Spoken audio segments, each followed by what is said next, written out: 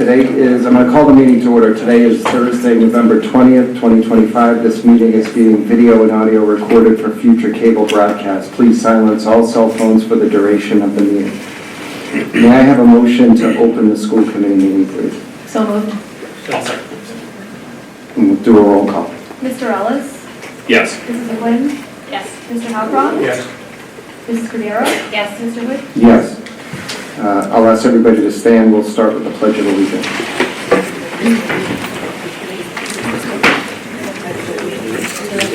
Of the United States of America, and to the republic for which it stands, one nation, under God, indivisible, with liberty and justice for all.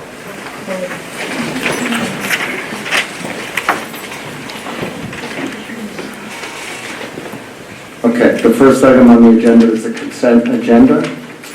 Everything listed in the consent agenda was distributed in advance of the meeting. Does anyone have any requests for something to be removed from the consent agenda and discussed or voted on separately? May I have a motion to approve and accept the items listed in the consent agenda, including the minutes for the August 26, 2025 meeting? So moved. I'll second.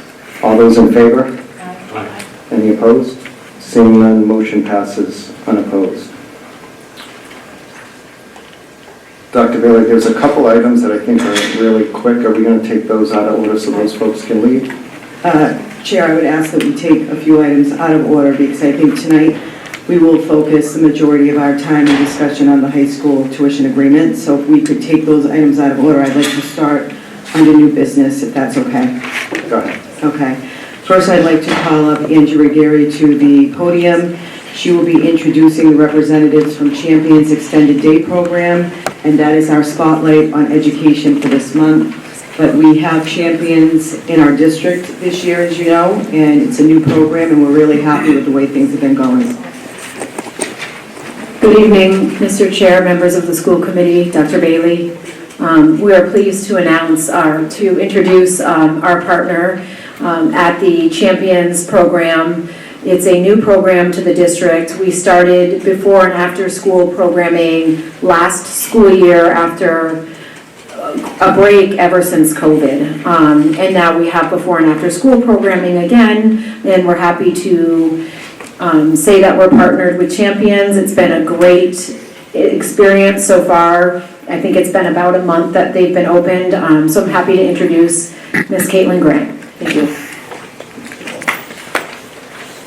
Hey, well, thank you guys, everybody, for having me tonight. Yes, my name is Caitlin Grant. I'm the area manager for Champions. I oversee 15 locations in Massachusetts. I've been a part of the organization since 2012, and I have been in education since before I was old enough to be in education. So it's been such a pleasure to be partnering with your district, and we are off to an awesome start. We have been here since October 14th. And so just over a month, and just across the way right now at the elementary school, they're having their very first family event where they're doing a Thanksgiving pie tasting. All the families have come in, having a little taste of pie and enjoying what the program has to offer. So let me tell you a little bit more about us. So my site director is Mr. Nolan Warren. He has brand new to Champions this year, lots of background in special needs education. He was a part of the Reads Collaborative in Middleborough, working with a severe special needs population. So he's been a great fit. And then, of course, you have now met me. So we're really proud to share with you that we are a 9-time winner of the Gallup Great Workplace Award, which is just so prideful. It's really exceptional that we've been able to receive that 9 times in a row. We're also accredited through Cognia, which is, you guys might be more might have some better understanding that it is basically the before after school, same as like a NACE accreditation for childcare. So it's a really challenging accreditation to get, and I am really proud that programs that I oversee were directly responsible for earning that accreditation. Our programs in CCONC were a part of that. So just a little bit about what makes us special is we have a real commitment to health and safety, a really rich curriculum. We are very inclusive. We talk about it in everything we do. We have great engagement with our families, and then our strong partnerships with our client partners, you guys, the schools. And then living our service values. I tell every single person that I interview for a role that your core values as a human being need to match our service values as an organization. Because when we are living our service values, we are doing what's best for children and families all the time. So those are really important to us. Then just our environment. Please, if you haven't been able to come and visit our program, we really invite you in. You will see it. We start actually 6:30 in the morning and we are there till school start, and we're back every afternoon. And it will look the same in the morning, the same in the afternoon. Children engaged in activities, highly engaged staff. We are great communicators. I hope that if anybody would like to be added to our communication list, we would love to share what we're doing all the time at Champions. We have 4 cards that are full of things for the kids to use, and then we also have 6 activities that are planned for them daily. Just a little bit more about our curriculum. There are 3 manuals that we use. They are broken down into thematic units, and every interest area that we have put out for the children daily relate back to that thematic unit. So you'll see all the different interest areas set up each day: the creative arts, library, puzzles and games, and then some math and construction STEM activities, plus an additional daily activity. And we have community service projects. We bring them to the gym, we get them outside. And then we have a great curriculum called Creating Connections, which focuses on making sure that every single student, family, and employee that we have feels accepted for exactly who they are. Just a little bit about our schedule. It is packed full. I can't believe how much we fit into a few hours before or after school. And we have a lot of educators in the room. You guys know how important it is to keep it consistent, especially with those exceptionalities that we have within our program. Those kids need it to be really consistent day in, day out. And we just fit a lot of stuff into the time after school, including some homework time, child choice-based clubs, and then we always have a reflect and connect to make sure the children understood what we talked about that day. Then just a little bit about if anybody wanted to have their child try it, come on board. All you're going to do is go right to our website, discoverchampions.com. There's information about signing into our portal, getting all the information, and everything is done online. And then again, if we are here during every day before and after school, we are also working towards being here for families during break weeks, February, April, and we are really excited to hopefully have a great partnership for summer as well. All families need to customize their child's schedule. You are only billed at Champions for the schedule that you have selected. So you're able to go in each week and make changes so that you are only paying tuition for what you truly need. And then, of course, if anything comes up, we can call, text, email Mr. Nolan, and he will do his best to accommodate anything that is happening.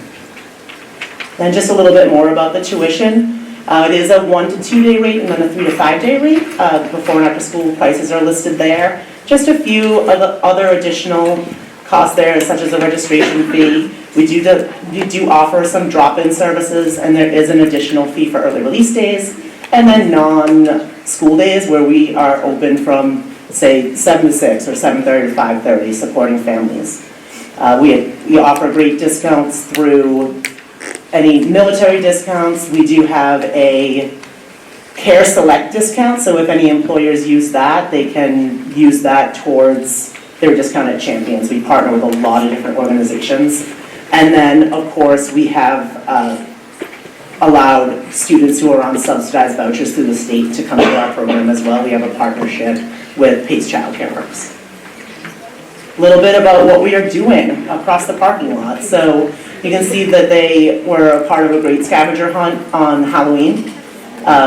Every single activity is ready for them to go. You can see that they were making kind of gross organs out of Play-Doh during Gross and Gooey Physiology Week during Halloween. And then they were actually doing on the right here, Skittles in a pan where you add hot water and it turns into a rainbow. So lots of fun. Just a little bit about Champ Camp for the summer is we plan to have field trips and lots of exciting vendors to come in. And I just think that Mr. Nolan and his team are beyond excited to hopefully be able to offer that to families. And again, that is the future goal, some champ camp, allowing some break programming, and then just continuing to align with all of you to make sure that we're meeting any gaps that maybe that you don't have time for in your 6-hour school day. So, thank you. Thank you so much. I know from speaking to families, this is a great service for those who work and drop their children off early in the morning, and also for the extended day. Does anybody on the committee have any questions? Comments? No? Sounds great. All the educators are as warm as you are, then I'm sure the kids are. Oh, thank you. I really hope I invite you guys to come in. We would love to see you come and visit program. I'll make sure I extend another invitation. Thank you. Thank you all. Thank you. Next up, we have Project Bread School Breakfast Collaboration Grant, and I will ask Mr. Petronio, our business manager, to just talk about the award that we received. Good evening. We're in an effort to expand our breakfast program. Our food service director, Shelley Mello, applied for the Project Bread Breakfast After the Bell grant. And the purpose of this is to, although some children have had breakfast at home, to continue to have additional items to eat when they get to school. So of all the districts in the state that applied, only 14 received it, and we were one of the ones that received it. We received a $4,000 grant, and with that, it's enabling us to buy a food warmer that we will use in the morning to go from just cold breakfast to allow some heated breakfast, because we now do the grab and go as they enter the middle school for breakfast.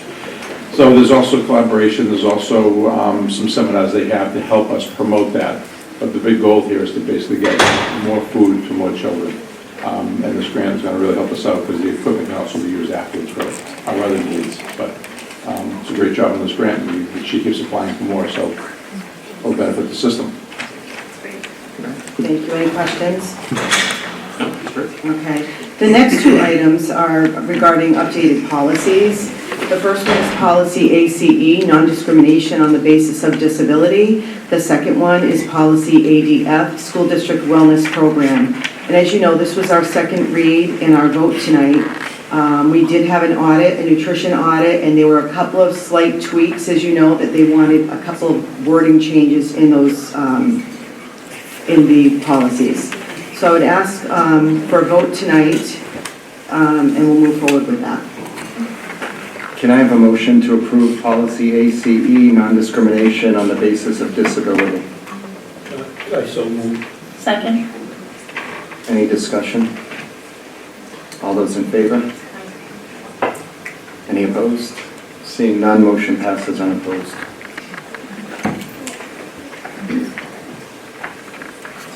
May I also have a motion to approve policy ADF, school district wellness program? So moved. Second. Any discussion? All those in favor? Any opposed? Seeing none, motion passes unopposed. Thank you. My next item is, I was contacted by an attorney in Nevada that there is a relative of the Ford family who has left in her will $25,000 to establish a scholarship.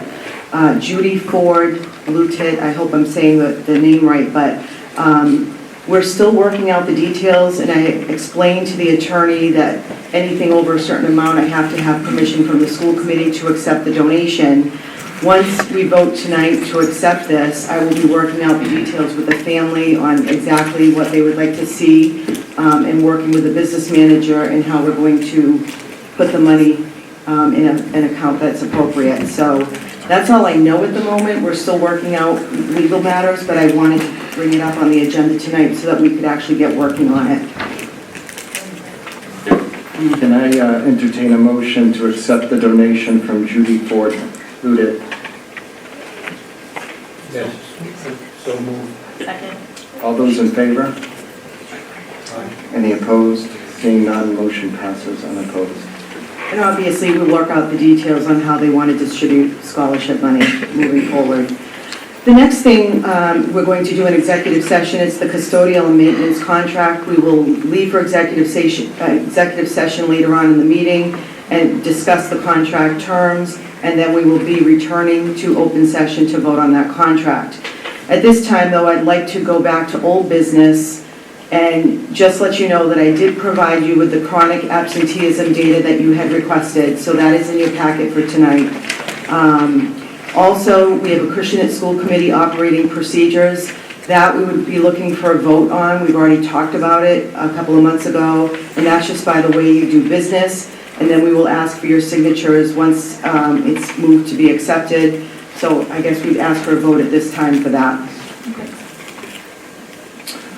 So we just need a motion to, okay, I'll entertain a motion to approve the Acushnet School Committee operating procedures. So moved. Second. All those in favor? Any opposed? Seeing none, motion passes unopposed. Okay, great. I'll turn it back over to you, and then I will later on talk about the high school tuition agreement update. Okay. All right, so we're going to move into public comment delegation. So just a couple of things before we get started.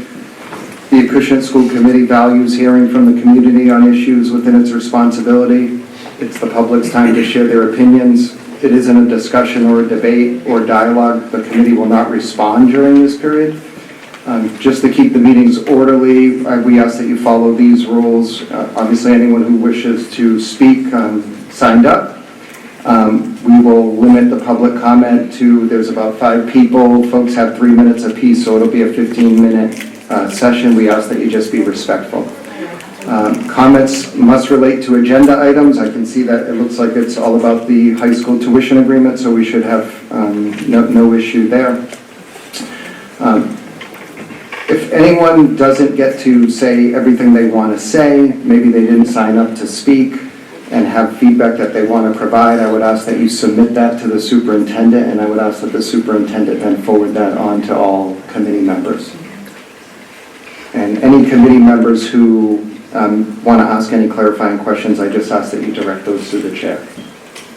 I apologize. The names look pretty easy, so hopefully I won't mispronounce anybody's name, but Jessica D. Medeiros. And when you come up, if you could just, again, state your name and address, please. Good evening, I'm Jessica D. Medeiros. I reside at 2 Arrow Lane. I'm here tonight to strongly encourage you to not remove Fairhaven High School as a school option for Acushnet students. I want to speak as a parent directly affected by the potential change. My older son is a sophomore attending Fairhaven High School, and he is thriving. He has built friendships, joined sports programs, and found a community that fits him. But I also have an 8th grader who has grown up expecting the same opportunity to follow his older brother, to attend the same school, and to be part of the same community. If Fairhaven is removed as a school option, I will have 1 child at Fairhaven and 1 child who may be forced to go somewhere else. What does that mean for me? 2 different high schools, 2 completely different schedules, twice the transportation and logistics, and most importantly, 2 siblings separated during some of the most important years of their lives. It puts families like mine in an impossible position. Siblings should be able to attend the same high school. They should have the chance to support each other, look out for each other, and share the same school community. Removing Fairhaven disrupts real families. They're not just numbers on a spreadsheet. Fairhaven is the historical and natural continuation for Acushnet students. For generations, Acushnet students have attended Fairhaven High School.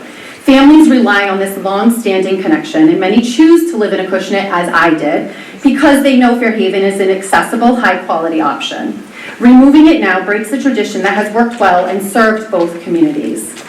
Fairhaven School provides AP and honor courses, arts, music, competitive sports, and a welcoming school culture. These programs meet the diverse needs of Acushnet students who may not find the same fit elsewhere. Fairhaven and Acushnet have a long collaborative relationship. Both communities have benefited from the partnership for decades. It enriches classrooms, builds cultural diversity, and gives students more opportunities to thrive.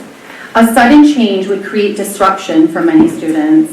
Families plan years in advance, academically, emotionally, and logistically. Changing this now undermines stability and creates confusion for both current and future students. Fairhaven High School has been a dependable, successful pathway for Acushnet families for generations. Removing it would separate siblings, disrupt families, and limit opportunities, weaken a partnership that has served both towns well. I respectfully urge the committee to keep Fairhaven High School as a school option for our Acushnet students, for the sake of our families, for the sake of tradition, and most importantly, for the sake of our children. I would like to ask if you can provide some clarity on the specific proposed tuition offers from each prospective district. Furthermore, can you clarify if that amount respectfully has been approved by the superintendent as fair garnish for our students' education and well-being? I thank you for your time and consideration.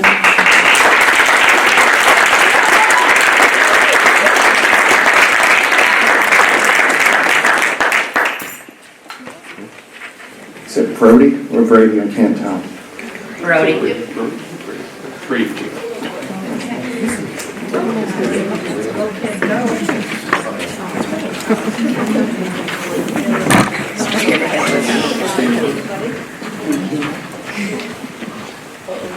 That's our chef. It's fine. Thank you. It's okay, thank you. Hi, my name is Brody Chico. I'm 14-year-old, and I'm part of the 2030 graduating class. For me, I don't think it's that fair that you're going to take away Fairhaven now, and that we find out halfway through our 8th grade year. I've been playing sports most of my life with all these Fairhaven kids. It's built friendships for me, and I would love to go to school with them, and now you just want to take that away from us. And I don't want to go to, well, I would go to OC, but it's going to take away someone's learning ability that wants to go to OC. I'd rather go to Fairhaven. Thank you.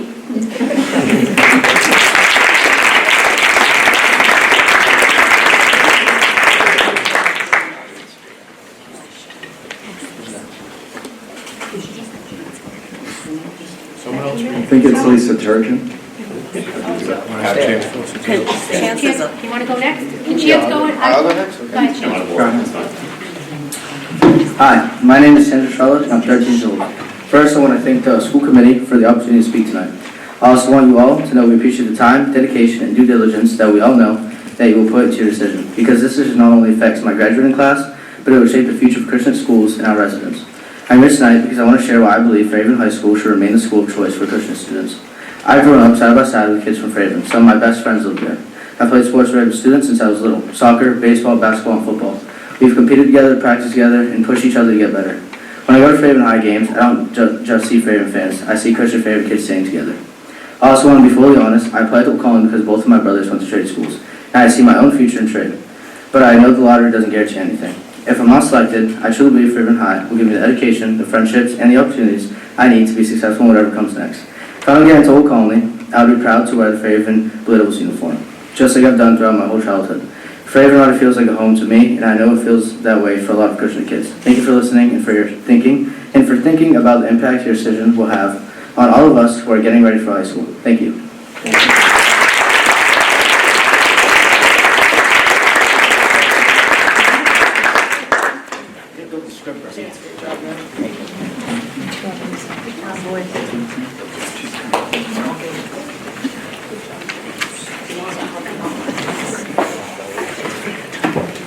Mr. Chair, School Committee, Dr. Bailey, other town representatives, thank you for your time. My name is Lisa Turgeon. I'm a 20-year resident of Acushnet. I'm a dedicated educator and advocate for our children for over 25 years. Within those 25 years, I've intentionally dedicated my professional life to public education. I've chosen a career in special education, particularly because I fundamentally believe in the premise of our public school system. I stand firmly on the principle that all children deserve a fair and equitable education. My commitment to this community is reflected in my personal choices as well. I have chosen to reside and educate my children here, even with access to other highly reputable nearby districts. My 20-year-old daughter successfully navigated the Acushnet public school system. She graduated with highest honors from Fairhaven High School and is now a sophomore at Sacred Heart University. Her experience at Fairhaven was overwhelmingly positive. It was characterized by a welcoming environment, strong academic support, and she was able to forge lifelong connections that have extended far beyond the classroom. However, today my son is here with his peers at Ford Middle School, and they face a profoundly disruptive and unfair proposition at a critical juncture in their academic lives. The decision by DESE that proposed a mandate of a lottery to OC was, in my opinion, unfair and untimely. However, we did not have a chance to vote. It was a mandate from the state. But today, the situation is different. We're empowered, and we will plead for you to consider to maintain the established Fairhaven Acushnet High School contract. It's imperative to continue the partnership that is evident and deeply rooted in our community. It is visible on the faces of the children you see behind me. It is visible on the faces of the families you see behind me. And it's visible to all of our neighbors. And it should be just as visible to you too. I understand this contract negotiation involves complexities that go beyond our personal history and the histories of those two towns. I must remind the board that our children are more than a line item on an agreement or a financial number.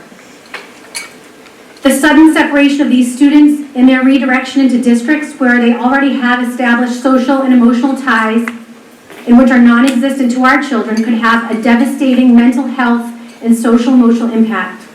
We risk isolating students who have built their foundational identity within this combined educational pathway.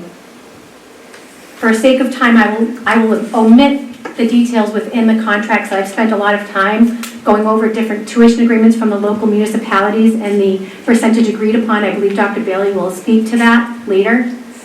But what I will share with you that the Chapter 70 funding, I think we have a total of 15 minutes, is a baseline fact, okay? It's a monetary amount that all districts use, and of course, it's not enough. It's never enough. What I will tell you is that we invest our monies where it's most critically important. I don't want to spend more money at the grocery store. My bill has gone up dramatically, but you know what? I have to eat, so I find a way to feed my family. My electric bill has gone up triple. But you know what? I find a way within my budget. I pull from where I have to pull. Why? I have to have lights in my house because it's important to me. First I ask you to examine the per pupil spending data at the high school level. Acushnet currently bears no additional capital or operating costs beyond tuition. They do not pay for facility maintenance, building renovations, or groundskeeping. Before a narrative that is established suggests lack of funds or cost savings that are being redirected for a system's greater good, I must draw the public's attention to a critical matter of prioritization. And this is out of utmost respect for Dr. Bailey, but I do have to point out the obvious. Dr. Bailey has received a $40,000 salary increase. Ms. Turner, that's really not... Okay, without being specific, there have been monies issued to administrative personnel that go above and beyond what I believe is necessary. Public record. Again, The budget clearly I ask that reflects you stick to the topic. our children's future. And it's I'm gonna- Our public children's record. I'm future. going to call order. It's public record. I'm going to call order. This is, the agenda item is the high school tuition. Let's keep it to that. I will close with this. Our children's future is worth more than a dollar sign. Members of the school committee, I implore you to make a decision based on what you know is right and just. I ask that you do this as if your own son or daughter were behind me as ours are right now. I know some of you this doesn't apply to you, but please, I compel you to make a decision based on what you know is fair and just to the children of Acushnet and their future. Please. Thank you.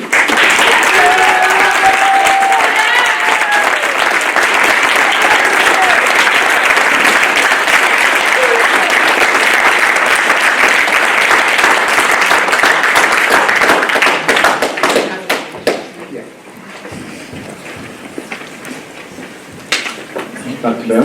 Any other? That's it. Oh, sorry. No, Michael. we got one more. Is Michael in?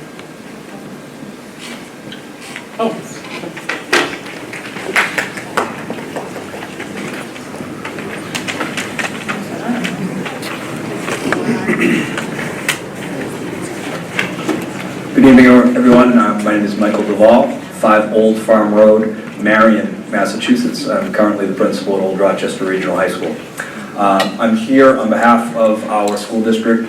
I'm joined by Director of Student Services Assistant Superintendent Dr. Jamie Curley. The rest of our administrative team couldn't be here this evening as we have our own school committee meeting.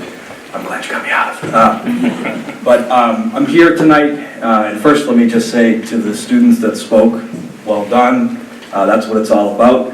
And those are the types of students you want walking the hallways of your school. So kudos to them and to the other speakers as well.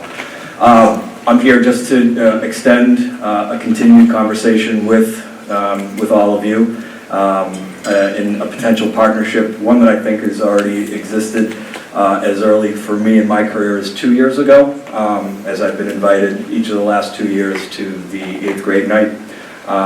And I've had my own classroom here and met with many wonderful families in the 8th grade to discuss and explore those partnerships. And as a school of 611 students on the South Coast, 91 of which are school choice, or students that do not reside in our 3 communities, it really, for me, is less about where you live and more about what you can do for Old Rochester and what we can do together. And when the students arrive as freshmen, it doesn't matter where they live, they're Bulldogs. And we have a great history with Acushnet students. Of our 91 students, we have somewhere between 10 to 12 Acushnet students already there at our school that are doing extremely well. When I'm at those 8th grade evening meetings here, we have wonderful conversations, and then the question always then becomes, what are the next steps? And the next steps for our situation right now is a lottery. And then the question after that is, well, what about transportation? And those are all things that I'm presently not able to speak to when I meet with families. And we would be interested in taking away the idea of a lottery. If you want to be a Bulldog, come and be a Bulldog, and we'll help you get there. So I'm here just to continue our collaboration as you work through this process. We've had 3 great visits from all of you at our school over the past month. And I'm not here to disparage any of the other schools. I work with a lot of the professionals on the South Coast. There's wonderful opportunities. I say to our 8th grade class every year, I say that you are fortunate. You live in a part of the state that has a lot of quality options for high school. And then I say, and here's why Old Rochester is at the top of that list. And so we're excited to be able to potentially do that on a larger scale here. So thank you for having me tonight. And again, those students are awesome. So thank you.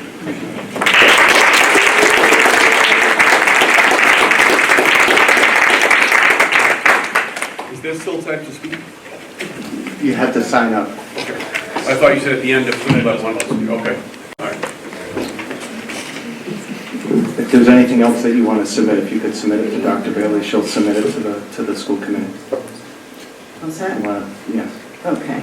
So I want to give an update to the committee as we've been doing monthly on these high school tuition agreements.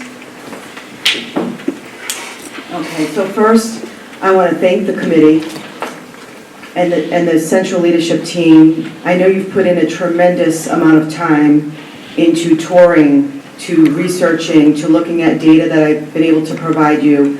And I think you're all being very, very thoughtful about it.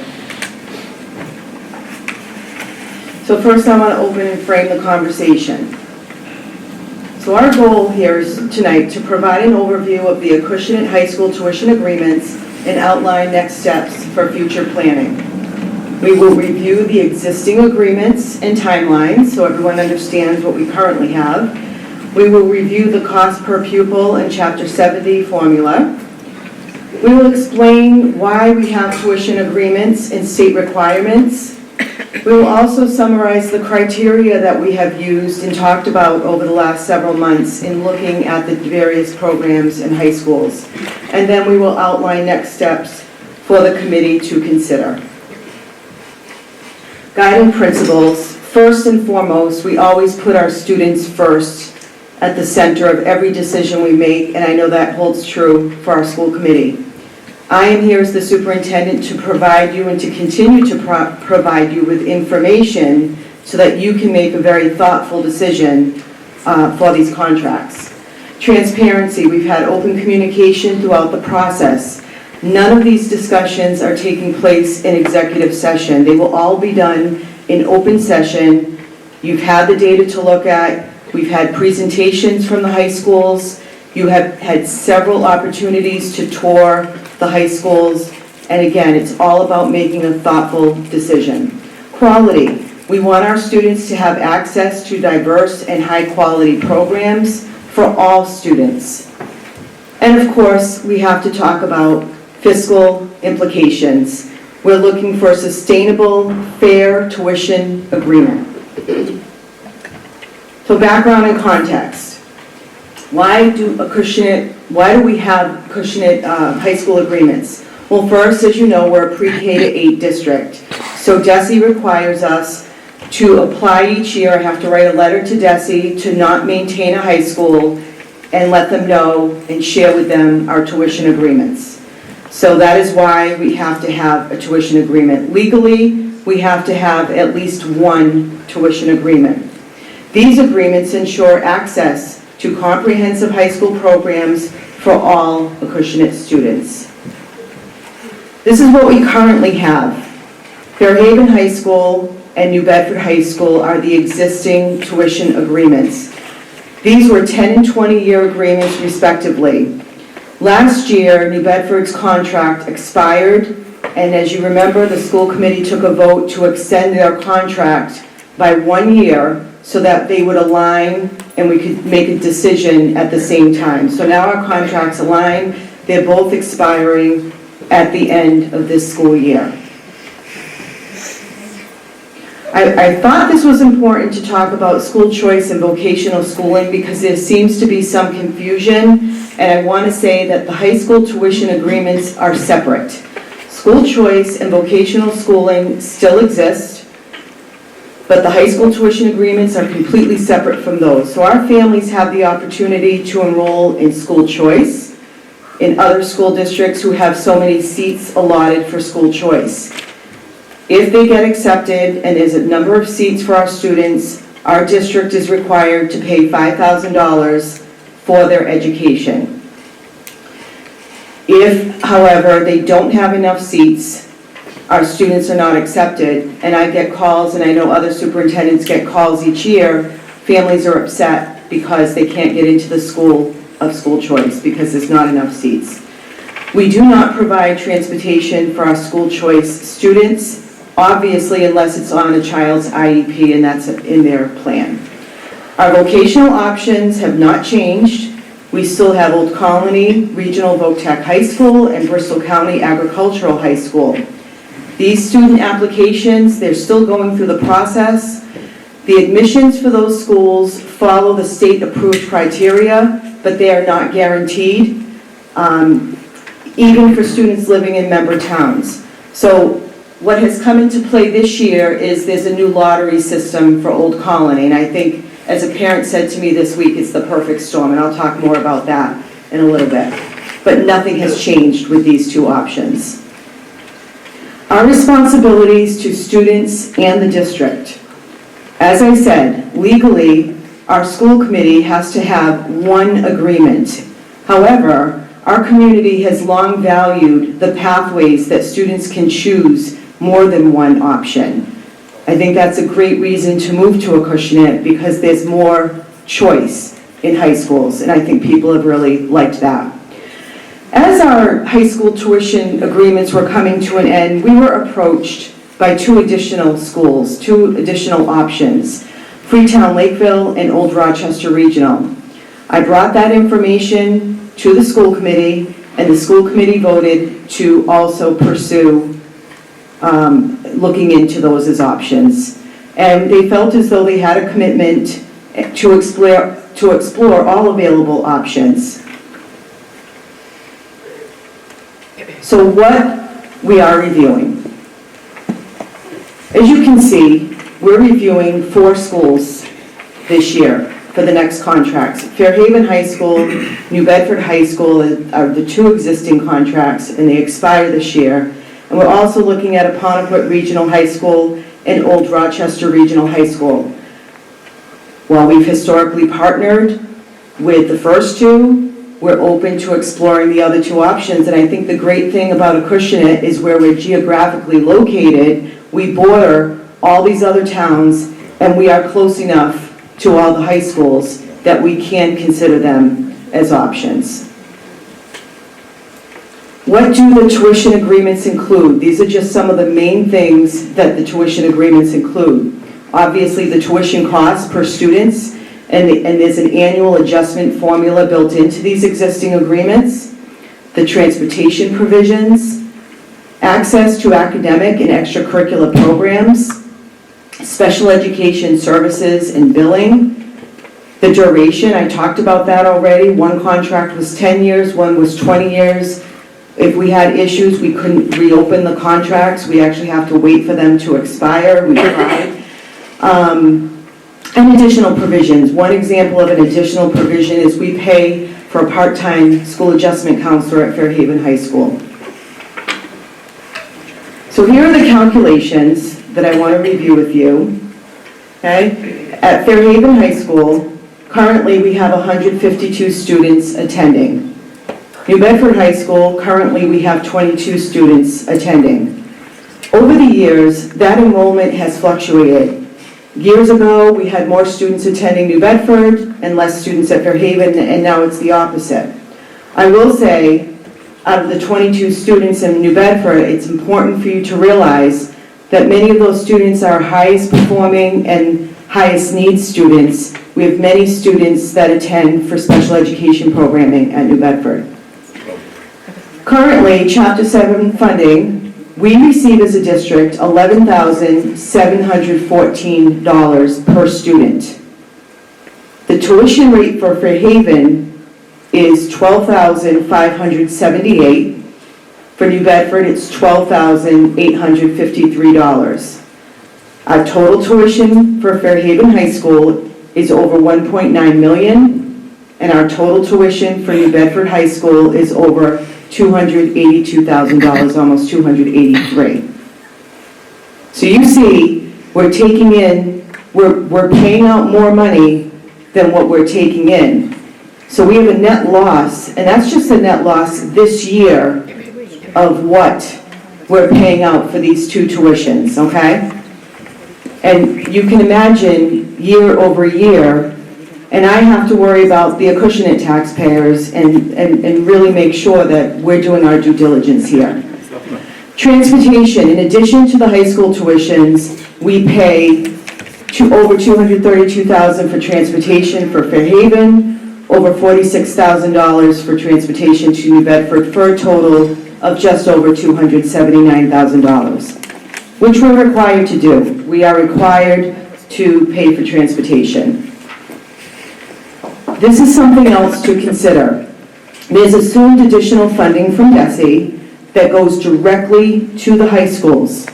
So in addition to the tuition that they are receiving from us, those high schools are receiving a reimbursement for low-income students, English learner students, which I didn't include on the slides because we don't really have a high population, and special education.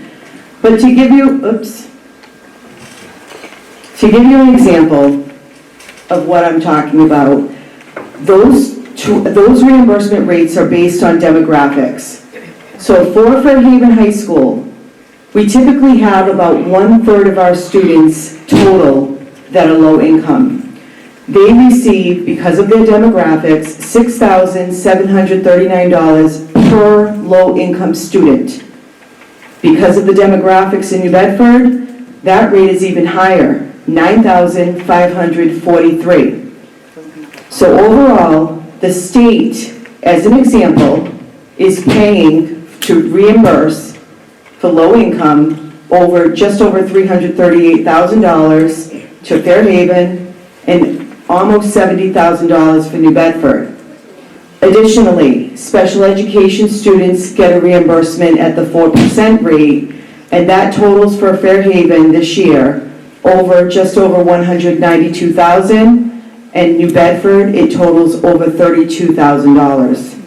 Important to realize. This is another way to look at it.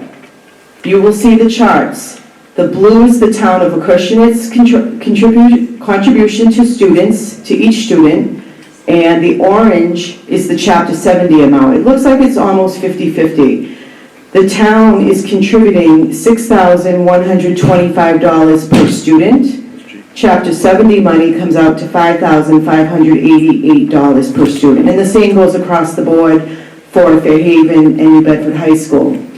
The difference is, for Fairhaven High School, we're overpaying or paying more than what we're receiving in per student, $864 plus $139 per student for the part-time counselor.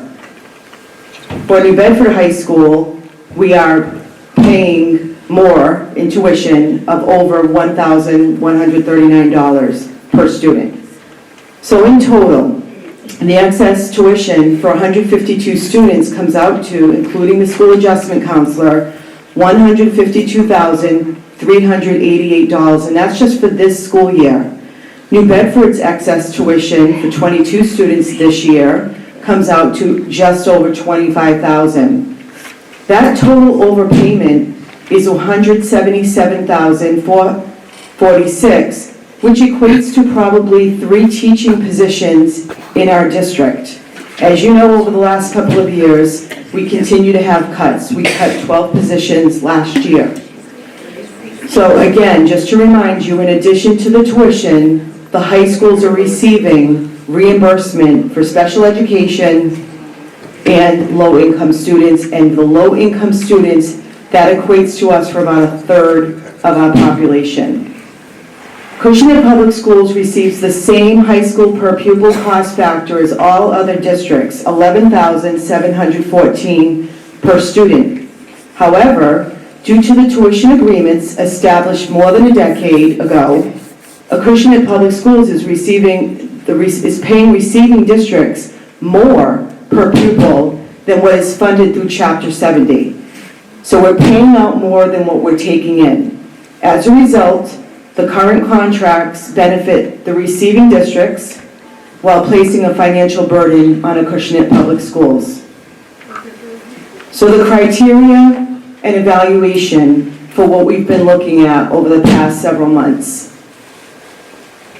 High school preference survey. We sent out a community and family feedback survey, and we had, I believe, 268 respondents, and we're going to review those results tonight. That was family and community, so that's people who don't have students here, but also people who do.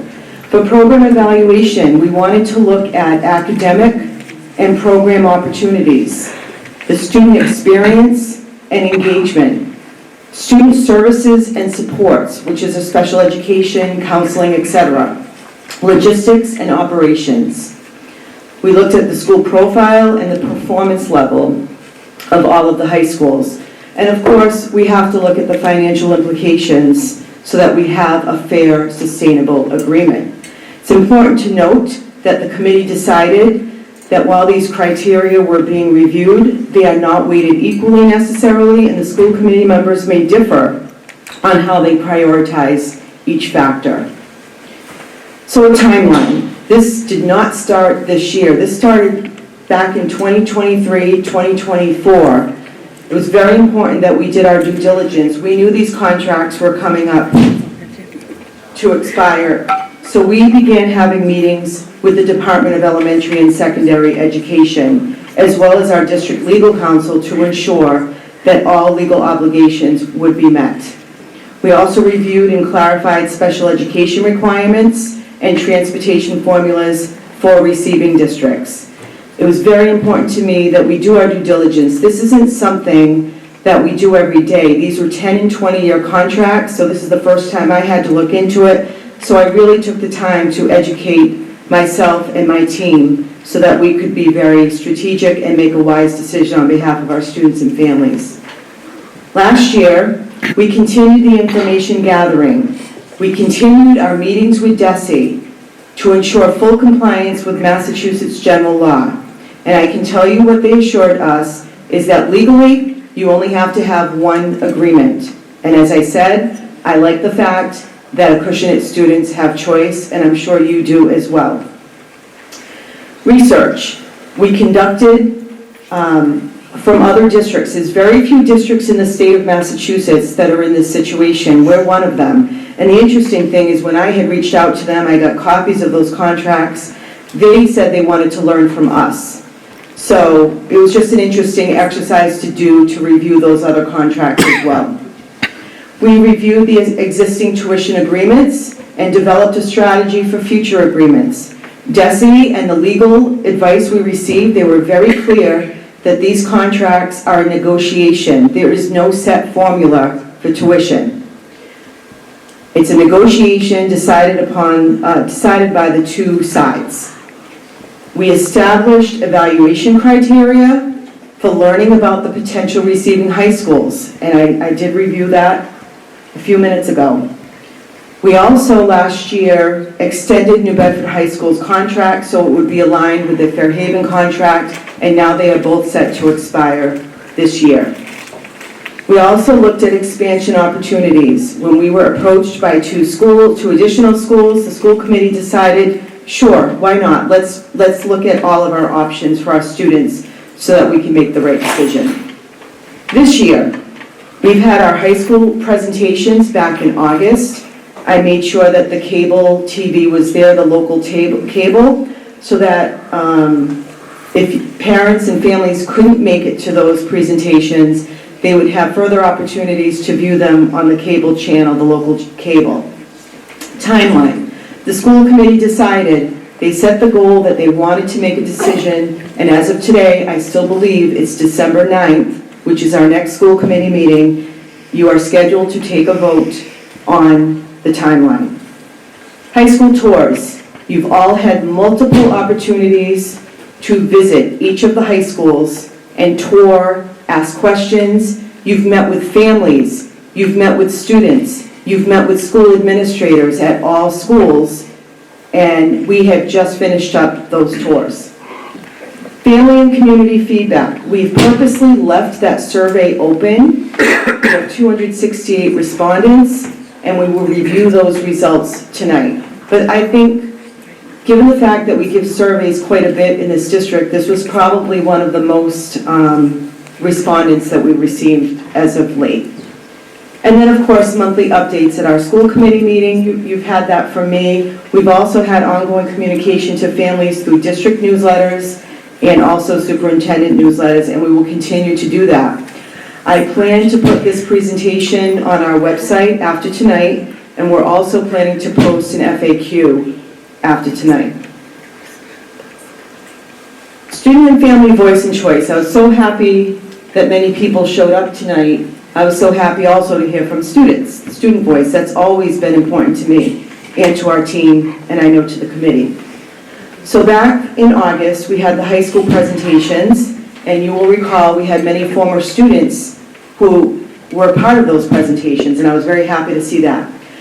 We had the high school preference survey, the family and community survey that started back in October, and that's still open, and we will continue to update it as needed. And then the school committee we decided to postpone the annual family high school night until a decision was made and students would know exactly what the choices were. And our goal is that in January that will be scheduled, and we'll invite those high schools to come in so students and families will know what the choices are and what you decide. Again, I don't make these decisions. This is a school committee decision. I provide you with information. So data and feedback. As you know, we had the survey that went out, and basically we asked people to put their preferences for the 4 high schools. We also asked community members to fill it out in addition to our families, and feedback from voices of families and students can be helpful in making decisions. So here are the results. The data was weighted based on the choices. So for example, if you put a first choice, it received 4 points.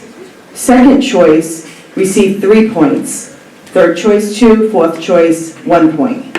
So as you can see from the survey, basically what the survey is saying that Fairhaven and Old Rochester were the 2 top prevailing schools at this time.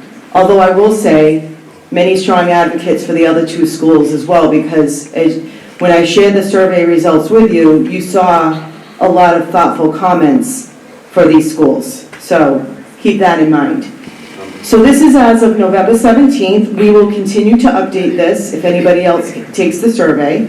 And the survey results reflect preferences only and are only one component of the broader view of all the work and work that you've been doing to make a decision. Lessons and next steps. Long-term contracts offer stability, of course, but they reduce flexibility as programs and needs change. DESE representatives reported to us that they're now commonly seeing 3 to 5 year agreements. We couldn't open up the agreements because they were 10 and 20 years. We knew that they were flawed, so we had to wait until they expired. Program offerings evolve, so periodic review is necessary. Extra provisions in contracts make per-pupil cost comparisons challenging. Acushnet is fiscally responsible for students, but we've had limited decision-making when students at the high schools get referred for out-of-district placements. So that's something else to keep in mind. Financial conditions shift, requiring close monitoring of tuition costs. And again, my job and your job is to look out for the Acushnet taxpayer as well. Student needs vary. No single high school fits everyone. I can tell you that I've taken phone calls from parents who like all 4 schools. I take phone calls from parents who cry to me when they don't get into school choice. We've heard from Fairhaven parents tonight. Everybody likes all of the 4 choices, so I think you have a tough decision ahead of you. Ongoing review supports equitable, high-quality options for all students. So next steps in the process, where are we at? We just recently finished the tours, and we also had discussion meetings with each of the 4 districts. Some districts, the superintendents came to the meeting, some brought school committee members, but you have authorized me to enter into a discussion as a starting point. And we'll get into that in a little bit. Analyzing high school preference survey, you all have received the results and the comments, and I have to say, I was very happy to see the thoughtful comments that families wrote. You're conducting comparative programmatic evaluation by all of the research you've done, the tours you've taken, listening to the presentations, etc. The next step after tonight's meeting, well, tonight we'll have a discussion about some of your findings, but the next step will be December 9th, where you are scheduled to vote on your choice for high school tuition agreement or agreements, your choice. We will communicate those decisions and pathways and the selection process to families immediately. We will then plan to finalize the contract terms with those districts, draft and sign the agreements, and have a student high school night where we invite those high schools back in and students and families can make an educated decision. DESE allocates a funding factor for each element of a student's educational program, encompassing administration, instructional services, staffing, guidance, operations, and facility costs. These components are combined into a designated high school cost factor. Under the existing tuition agreements, our district, Acushnet, is paying receiving districts amounts that exceed DESE's calculated costs. The updated contracts will establish equitable tuition rates that preserve essential services for students in pre-K through 8. And I'm going to talk a little bit more about those discussion meetings that we've had with the districts. So in closing, the Acushnet School Committee, I know that you're very committed to making a decision that is in the best interest of our students, families, and community, while of course being fiscally responsible. To ensure accurate information, we will be having our high school night for 8th grade families. That's probably going to be in January. That'll be a comprehensive information night will be scheduled once the decision is made.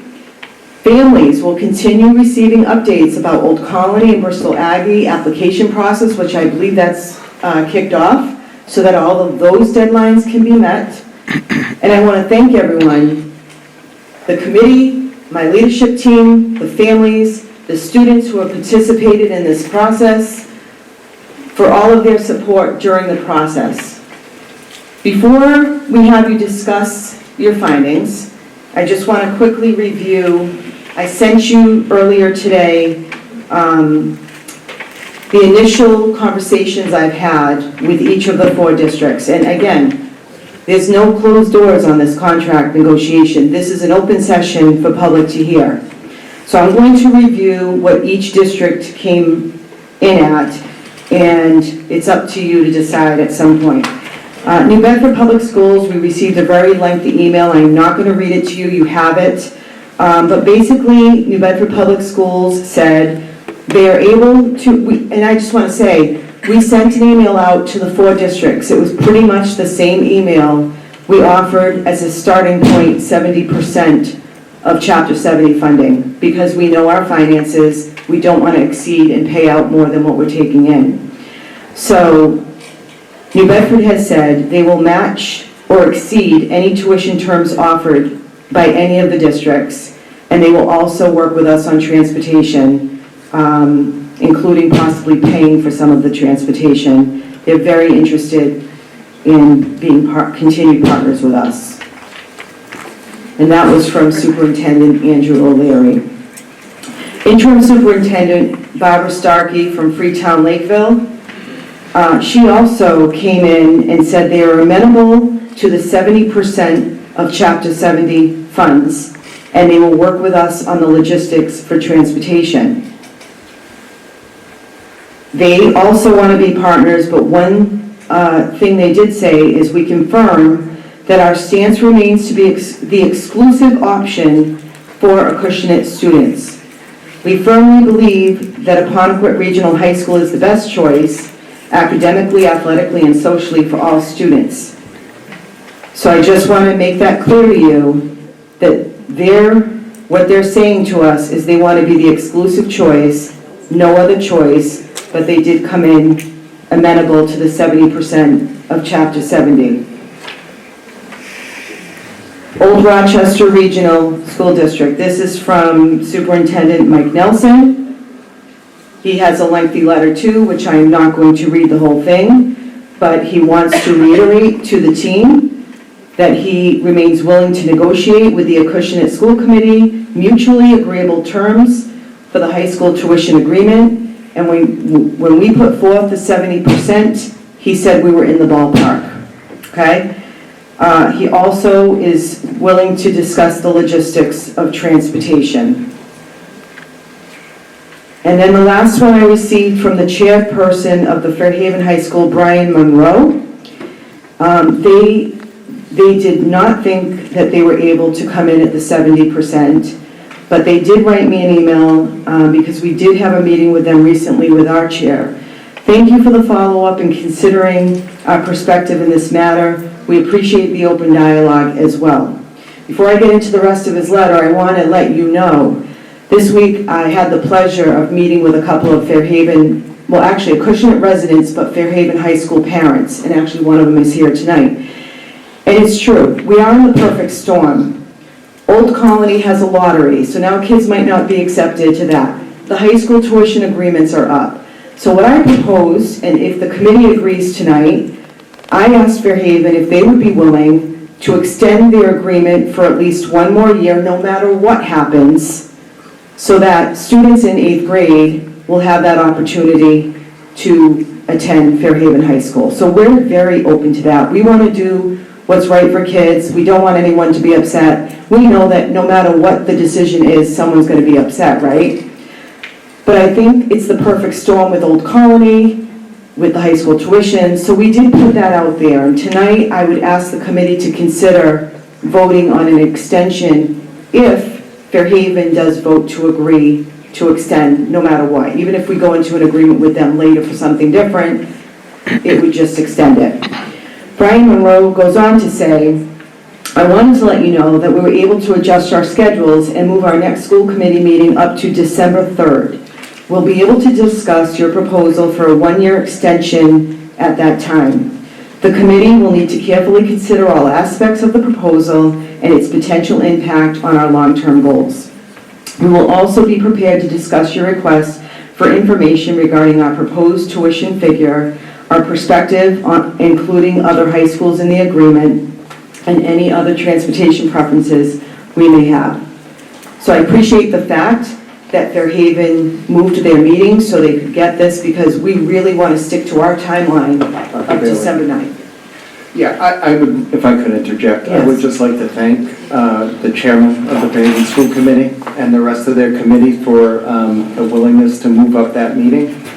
You know, I also want to say that he and I had a conversation earlier this week, and what we agreed to was, you know, there's a lot of rumors out there, there's a lot of misconceptions, and, you know, the people at Fairhaven are our neighbors. Our kids go to school there. I have tremendous respect for the people that serve on the school committee, for the people that serve on that administration. And so what we agreed to is to elevate the conversation. This isn't about throwing grenades or bad-mouthing people. This is about doing what's best for our kids.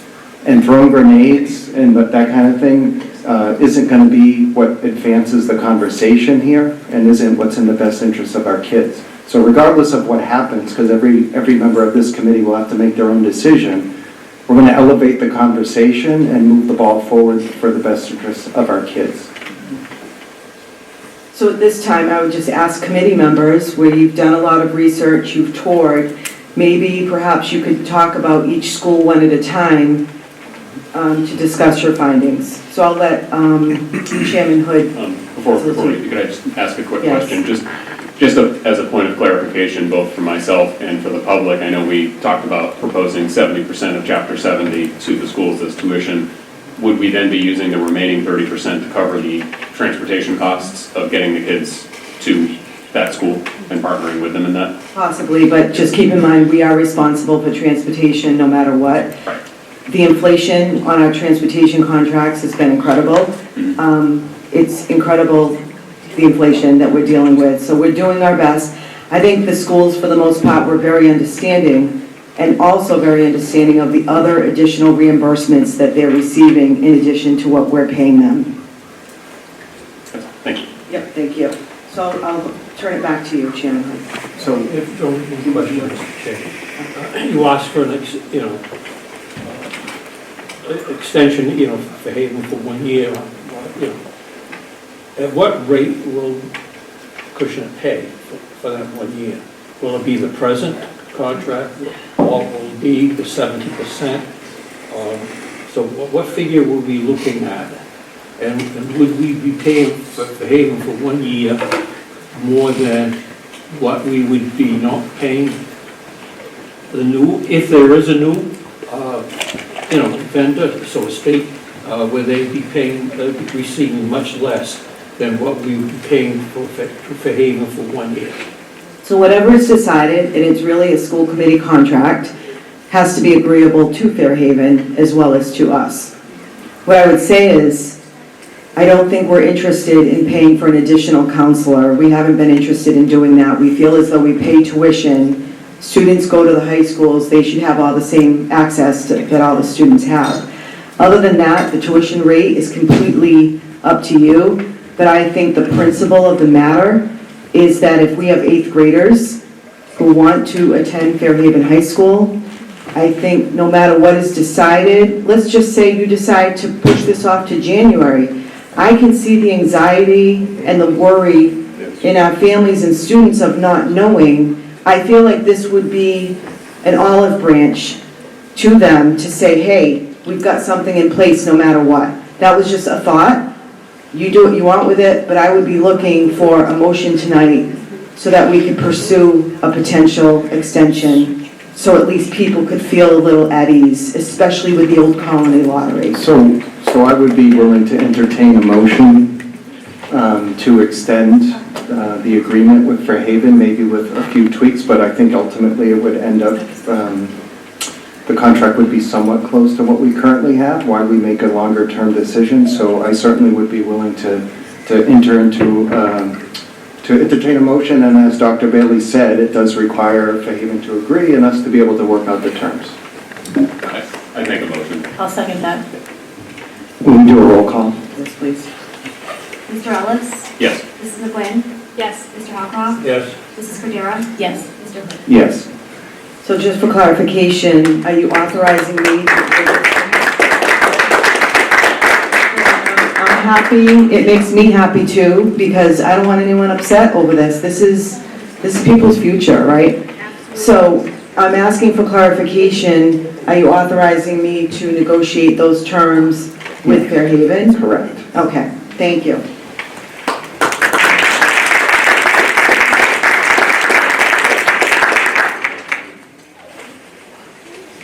So what school would you like to start discussing? Yeah, well, maybe we'll go this way. Okay. Mr. Howcroft, the youngest goes I think it's easier if you do one school at a time and then just go So down the pick a row school, and have then. all of us give our How about thoughts. we start with Aponequid, just given the condition that they seem to have. Sure.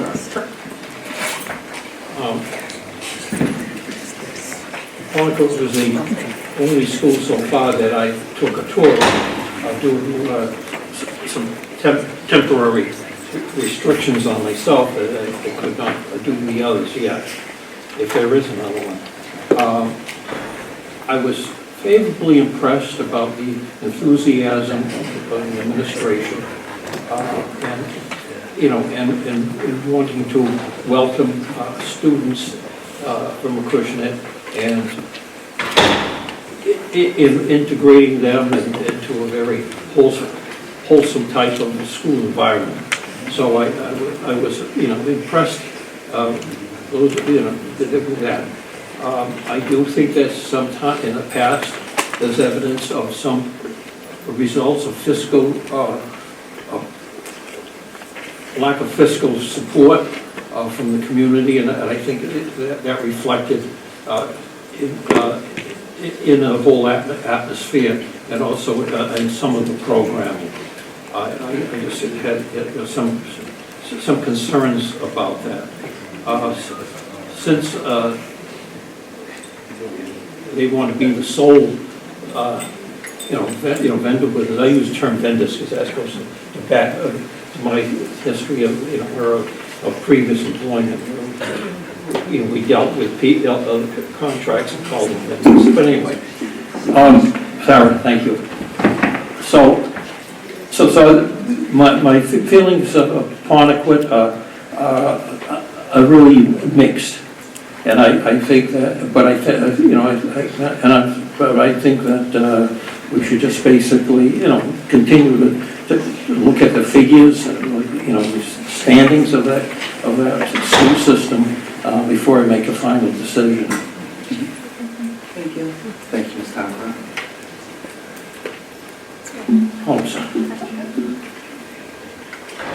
Okay, so Acushnet was the first one that I went to, the first school, and I have to say, having not been out there that much, it was really eye-opening for me. I come from a special ed background and really was open. I loved seeing that there was a student-driven program for life skills for the special education department that really did impress me, so to see that. The grounds were kept immaculate, which I thought was pretty impressive for high school too. I did like their unified sports that they have already started there. I think the biggest drawback for me is what you just brought up, the wanting the exclusivity, and I think that's part of what makes Acushnet so special, is that we do have options for our children, and when I think about the diverse areas of interest for our students, I think that's very important. Go ahead. Yeah, so Acushnet, it's kind of funny, I think all of us probably have some manner of history or background with pretty much all the schools that are in consideration here. As to my understanding, Acushnet was actually one of Acushnet's official tuition partners at some point in the past. My father went there. I did community theater there when I was a kid. And very much like all the other schools, you know, I have ties to each one of them, with the exception of OR. I don't know a thing about that school. I don't know anybody that went there. Sorry, Michael. But it was very interesting to go tour the facility and see really the enthusiasm of the students above all else. The school has, I think, the most active and attended DECA chapter in, I think, the entire state, from what they were telling me. I think they said something like a third of the student population takes part in the DECA club, which is fantastic. And they've been awarded, you know, multiple times. They've come out on top in statewide and even regional competitions. Pretty darn cool. The passion of the teaching staff was really great too. One of the things that Acushnet did, which we didn't actually get a chance to do with any of the other schools that we toured, was they had a panel of not just students, and you know, obviously hearing from students is great. We had a panel with students, but then we also later on got to have a panel with some parents, some folks in the teaching staff and the administration, and we got a chance to ask a lot of questions about, like, you know, what are the things that you think really makes the school stand out? What have been your experiences with working with school administration? You get to ask that to the parents. And then, you know, what do they feel like, you know, could really be improved upon, or focuses for the school in the coming 5 to 10 years. So I thought that was great. It's not something that we got to do at any of the other schools. We get a chance to speak with students, but not necessarily engage directly with, like, especially parents. It's fantastic. The students themselves were also really poised, really well put together, very professional. I mean, a couple of them I never would have pegged them as seniors in high school. They really spoke more like seniors in college. It's very impressive. All that being said, you know, to Mr. Howcroft's point, there are some concerns about just not necessarily upkeep of the grounds or the facility, but the financial resources that the community's made available to that school have obviously been a little more restricted. There's some work that needs to be done on the facilities. I know I spoke with Superintendent Starkey about the pool that they have in the district that unfortunately is not operational right now, and they're going through a study to see if it can be repaired and brought back into operation. So in terms of academics, I think that they've got some phenomenal offerings. They actually have a vocational program in partnering with the phlebotomy program over at PCC, which is great. So from an academic standpoint, I didn't really have any concerns. It was more, what kind of requirements are there going to be to upgrade the facilities? I know that they had explored getting a replacement building at some point recently. That didn't end up getting approved. And in addition to that, excuse me, in addition to that, you know, the costs that would then come back to the Acushnet taxpayers in terms of significant repairs, renovations, or replacement. I know we just saw how the Old Colony vote went. There was a lot of very strong feelings about taking care of, you know, replacement of buildings or widespread renovations at an out-of-district facility. And I fear that we may end up running into that same situation in the future. The ask that they be the sole partner is also a little concerning to me for exactly the same reasons that, you know, Ebony and John had mentioned. So I know I tend to be long-winded. I'll take it over to Ron. Sorry. Talk too much. I'm going to turn it over to Mrs. Swinney. Just right over to her. She's in a leap. I had the opportunity to tour the building, and they weren't just tours. We got to sit down with the superintendents, the assistant superintendents, principals, vice principals, teachers, all kinds of staff, parents. We walked the campus, we looked at the grounds. We were in the classrooms while the kids were learning. We were looking at co-teaching models. Every school had something special to offer, but we got to walk the halls when the kids were passing in, going class to class. We got to view the common spaces. We participated in student panels, so it wasn't just a tour. We got a lot of information, a lot of useful information that we wouldn't have gotten if we weren't there during the day when the kids were actually in the building. I liked the Acushnet. I mean, my memory goes back to Acushnet. I played basketball at Acushnet. I got a concussion in Acushnet. That's what I remember. But the grounds were just extremely well kept. I think they said they had one person maintaining the grounds, and that was obvious that it was. They really took pride in that. I like their academic programming, a strong mix of, the honors, AP, they have some elective courses, and they have some college opportunities for some of these kids. Being a teacher myself, those are the things I kind of look for. I go in with my teacher lens, I go in with my parent lens as well. But the extracurricular activities are always very important. They have a lot of like clubs after school, things like that, leadership opportunities. I would say like the Laker leaders, those kids were impressive. They were very well spoken, like Jesse said, you wouldn't even believe that they were seniors. And one of them, I think, for us was a junior. But, I talked to them about their college, like, where do you want to go to college? And, what do you want to study? And they were very well spoken. Their DECA chapter as well. But for me, the drawback is the exclusivity. For me, like, my son got to choose to go to Old Colony. I just think choice is really important. So for me, one of the drawbacks is the exclusivity just to that school. But I'd like the kids to have a choice of where they'd like to go. So. And just to clarify, Old Colony is always a choice. Right. Right, okay. Yes. Old Colony is always a choice. So I was not able to attend the Acushnet meetings of tour, but I will say, in my research and obviously I think their educational standards there, as Mr. Ellis has hit, and they're just phenomenal, really, really strong. If I think back to the hearing, or not the hearing, but our August meeting when we had folks come in, they brought a pretty large contingent of kids. Those kids were like incredibly impressive kids. So I think they have a tremendous school. I think it's a great opportunity.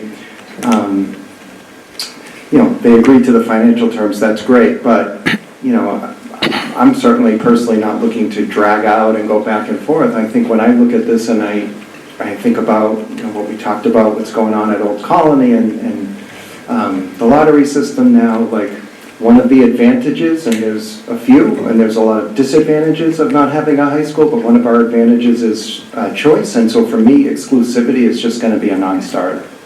I just won't do it. So I feel that strongly about giving our folks some kind of choice and our kids having, not one school fits for everybody, right? So again, the advantage of not having a high school is we have choice. Mr. Harcroft, I'm sending it back to you. Which school do you want to do next? You pick the school. Oh. Well, I'm looking at my notes. Will you just put the microphone? Oh, yeah, just move. Okay, you go. So and I'm very much familiar with the New Bedford campus. I spent considerable time with my two granddaughters who are attending New Bedford High School, and they both have just recently, in the last 2 years, graduated. So I was very familiar with many of the programs. I took a very active interest in what programs that were available to them and how they were performing, so that gives me maybe some type of insight. I think that when it comes to New Bedford, it offers the most competitive financial package and unique offerings for our students and for this community. It has, for example, just the ROTC program. What is it, the Reserved Officers Training Corps? I understand he's a graduate of that. So anyway,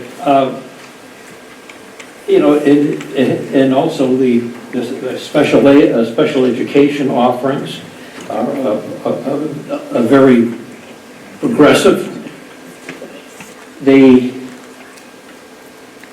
AP program is amazing.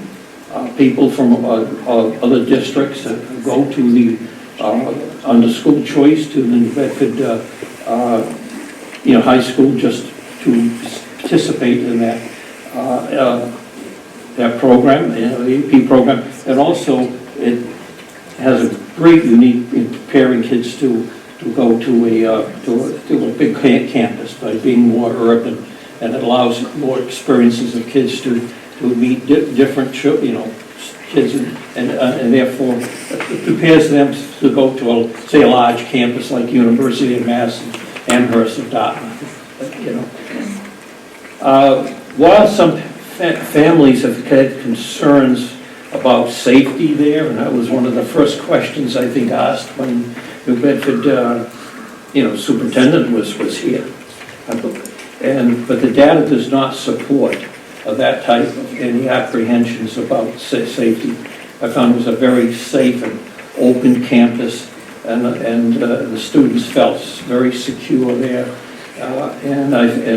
So it was really a pleasure to be with the campus.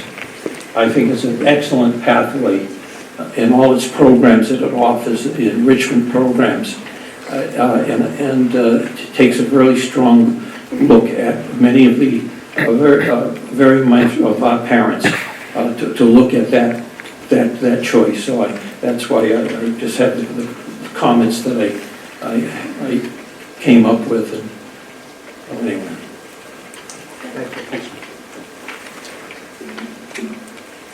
Okay, so for New Bedford High School, I've had different opportunities to work with the school in my job, and I had a very different perspective when I went there, so I was pleasantly surprised. I love the diversity at the school. I know that the Acushnet's is smaller, we don't have as much diversity culturally, ethnically. Culturally, we're starting to get a little more, but so I just love seeing that through the hallway and everyone talking to everybody. I didn't see much, I didn't see that the areas of concern that I had heard about before from some of the kids that I worked with. And I know all schools have issues with that go on between the students there. I like the variety of classes that were offered. I was amazed to see the planetarium. I didn't even know there was one in there. So that was pretty amazing to see. Love the JROTC program and seeing that student kept too. So the students are the ones who keep that up, which I think that shows the pride that they have in what they're doing at the school. The honors program too. They just have such a variety of different classes, offerings. I think it sounded like there's something for everybody there. So it was nice to see that. And the special education, I go to that in every area that I go to. I always look into that.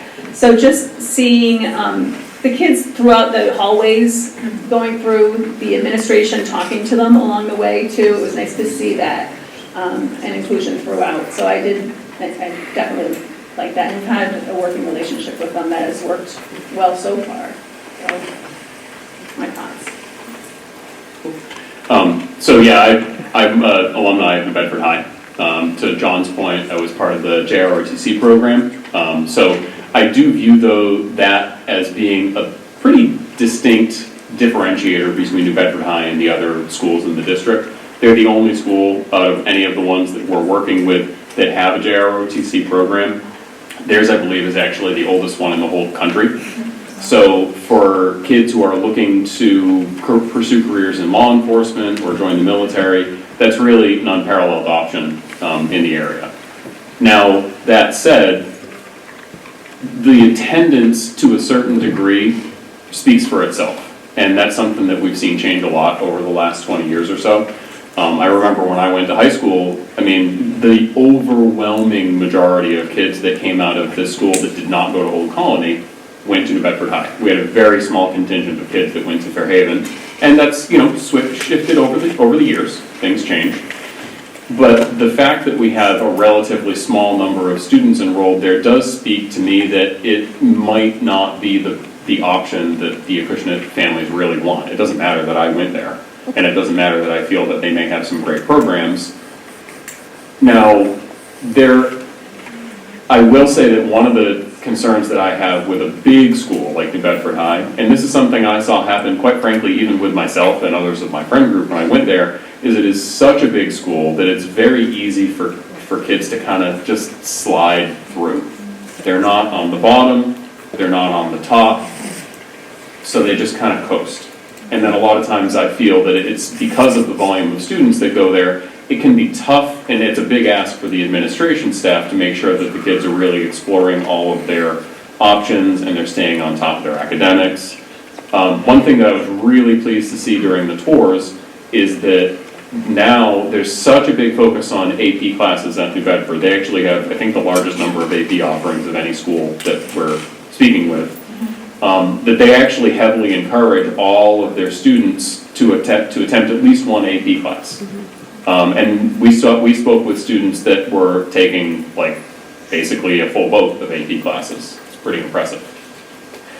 So just the fact that there is the opportunity for that really high achiever to really fly at New Bedford High is significant. And I think to Dr. Bailey's point, when we looked at the enrollment, we had a lot of real high flyers that have gone there in the last few years, kids that were very academically gifted. But then it's also really important to think about what special education offerings the New Bedford district has. I think that a lot of, even I, coming into school committee, I didn't realize how out-of-district placements work for special education students.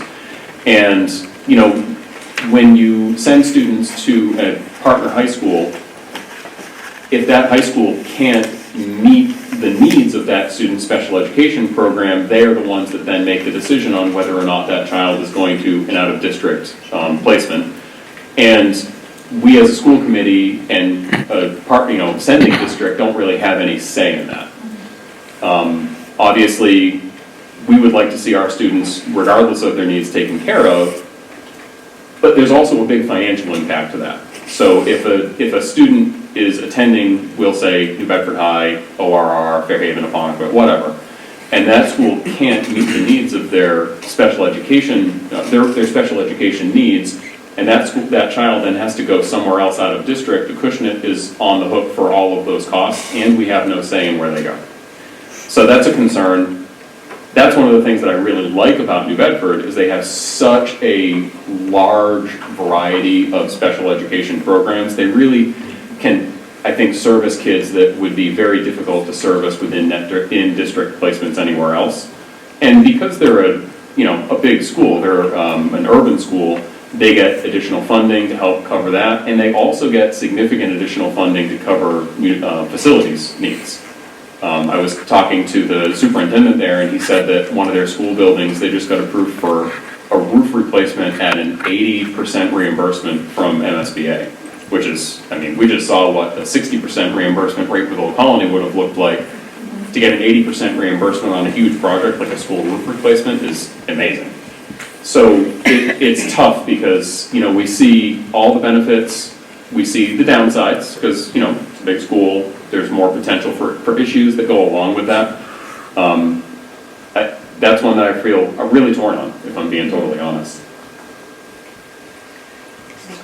I just want to add one other thing, that it's not been discussed with New Bedford, in your negotiations, or even publicly yet, but New Bedford has been planning to put a medical facility on that campus.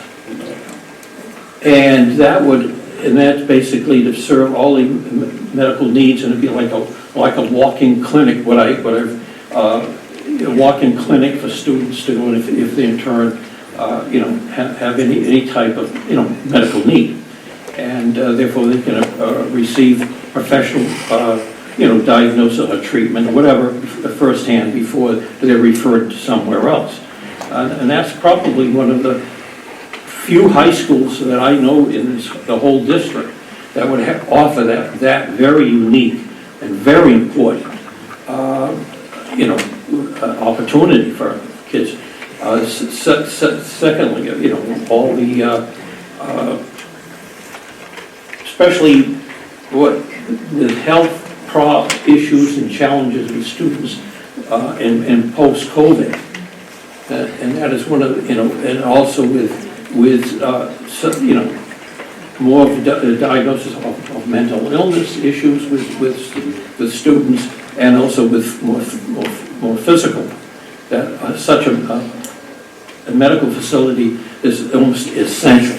Unfortunately, New Bedford, because what you've mentioned before about is able to get fiscal resources, where suburban schools are being shortchanged in one sense by state formulas and so forth. And also based on need in the urban areas.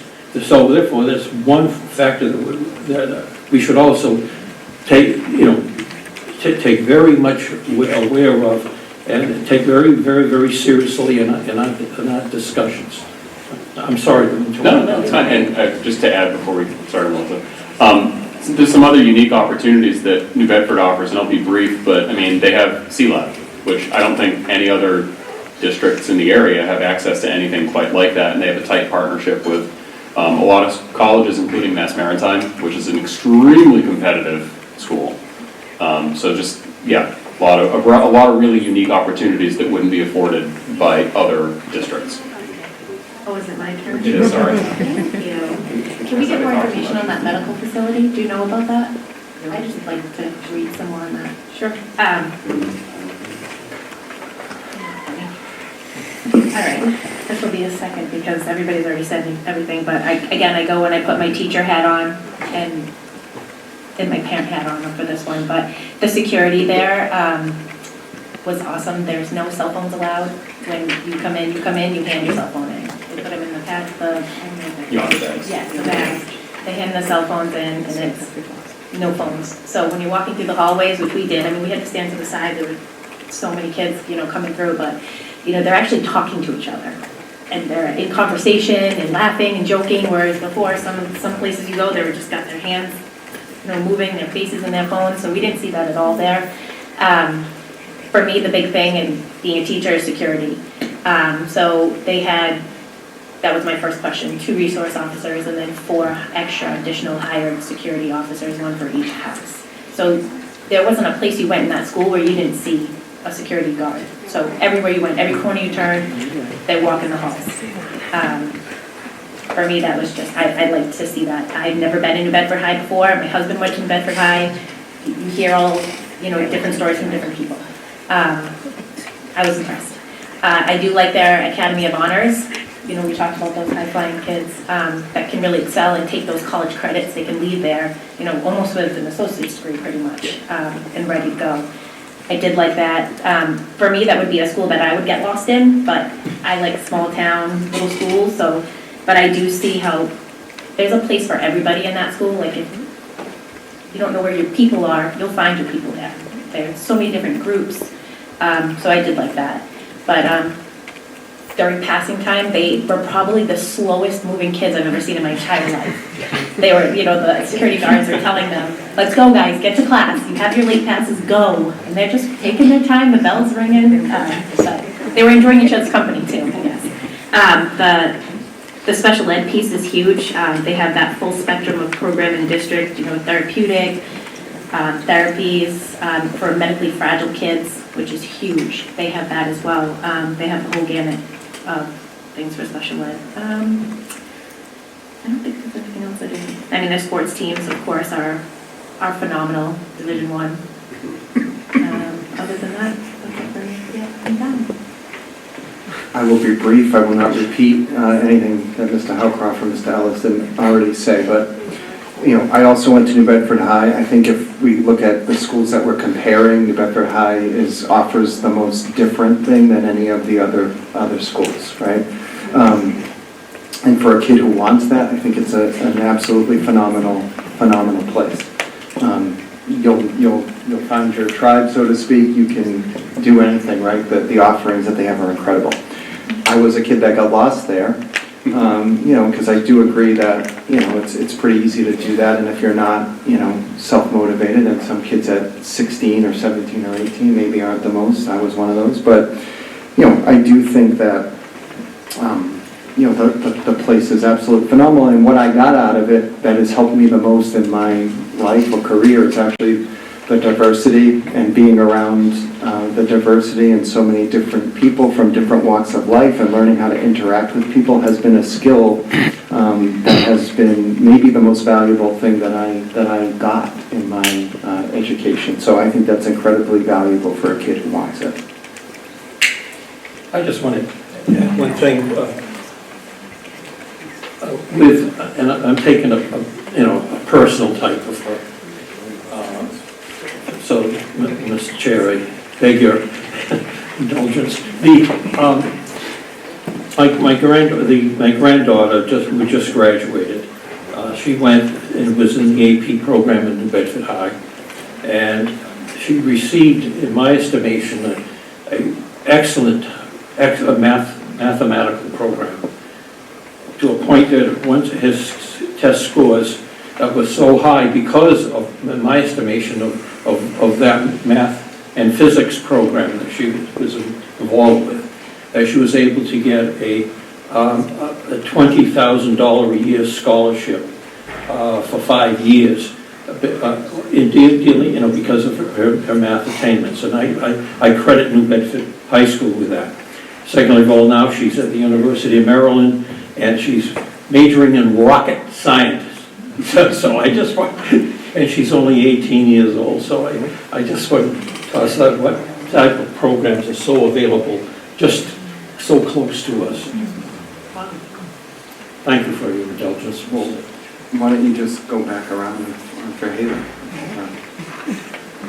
On Fairhaven, let's see. I'm a graduate of Fairhaven High School, by the way.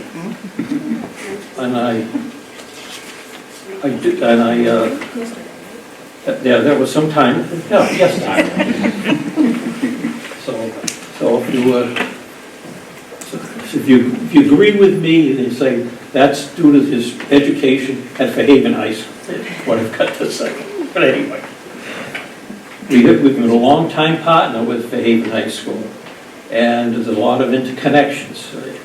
And many families are very comfortable with Fairhaven High School. With Fairhaven High School, I have very fond memories there, and it always has been, in one sense, a stress going back years ago about with educational attainment and excellence, especially in the area of English and English composition.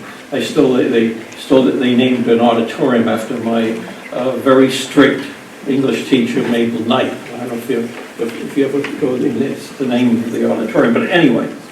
But what has, in my estimation, affected Fairhaven High School is some of the fiscal restraints that have been placed upon it by external forces, so to speak. And that, in my estimation, have not able, that school system has not been able to really develop itself to its full potential. I think, and therefore, there's some programs that really could have been, in the whole curriculum, being more fast-moving, so to speak. I think that's one of my concerns about Fairhaven. It's not due to the administration's fault or the school committee. I think it's due to the funding which that school has not received. I know several, I think just a couple of years ago, they asked for a 2.5 override to help the high school, come up, to have better programs and more efficient programs and more comprehensive, and it was voted down. So there's a school system that's struggling financially, in my estimation, and I think it's some of the. I think there are some shortcomings. Not be able to modernize either. So I had some other notes, but I don't think they're applicable to what this discussion. But one thing that I value with Fairhaven was a long-time partnership. But I'm not seeing how I'm going to vote at this present time. I'll wait till next month. But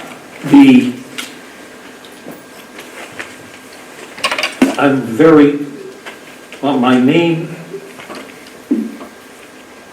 priority is that our children, our students in Acushnet, receive the fullest opportunities that they can get. Our families are in stress, and it's the first time in history that a person's children will earn less than what their parents do. Those students, for example, those people that were born in 1940, for example, they evolved to that they earned twice as much income, family income, than their parents. It showed the upward mobility of the American family. Now, families are faced that their children will earn less than they do.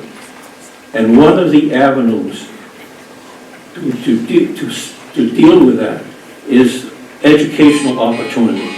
It's been proven that good educational opportunities and going far beyond a high school diploma, a successful journey in that area will in turn lead to greater income and more stability of those individuals.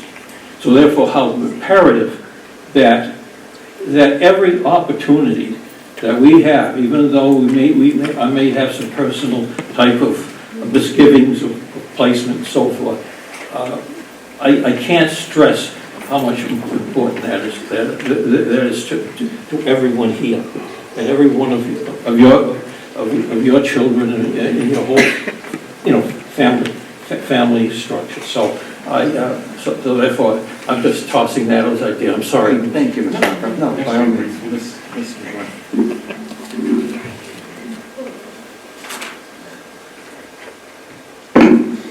Okay, so I have to say, again, we'll go into the special education, the unified sports, I think is very strong in Fairhaven. And also just, as Mr. Hallcroft had said too, the relationship that we have had with Fairhaven is outstanding. And I know that we have, just look at the FIA sports that we have going throughout here. That's been a tradition for so long. And I get the whole sibling thing, because I have two kids that are going to end up at two different schools, but it's not because of this. Like, they have different interests.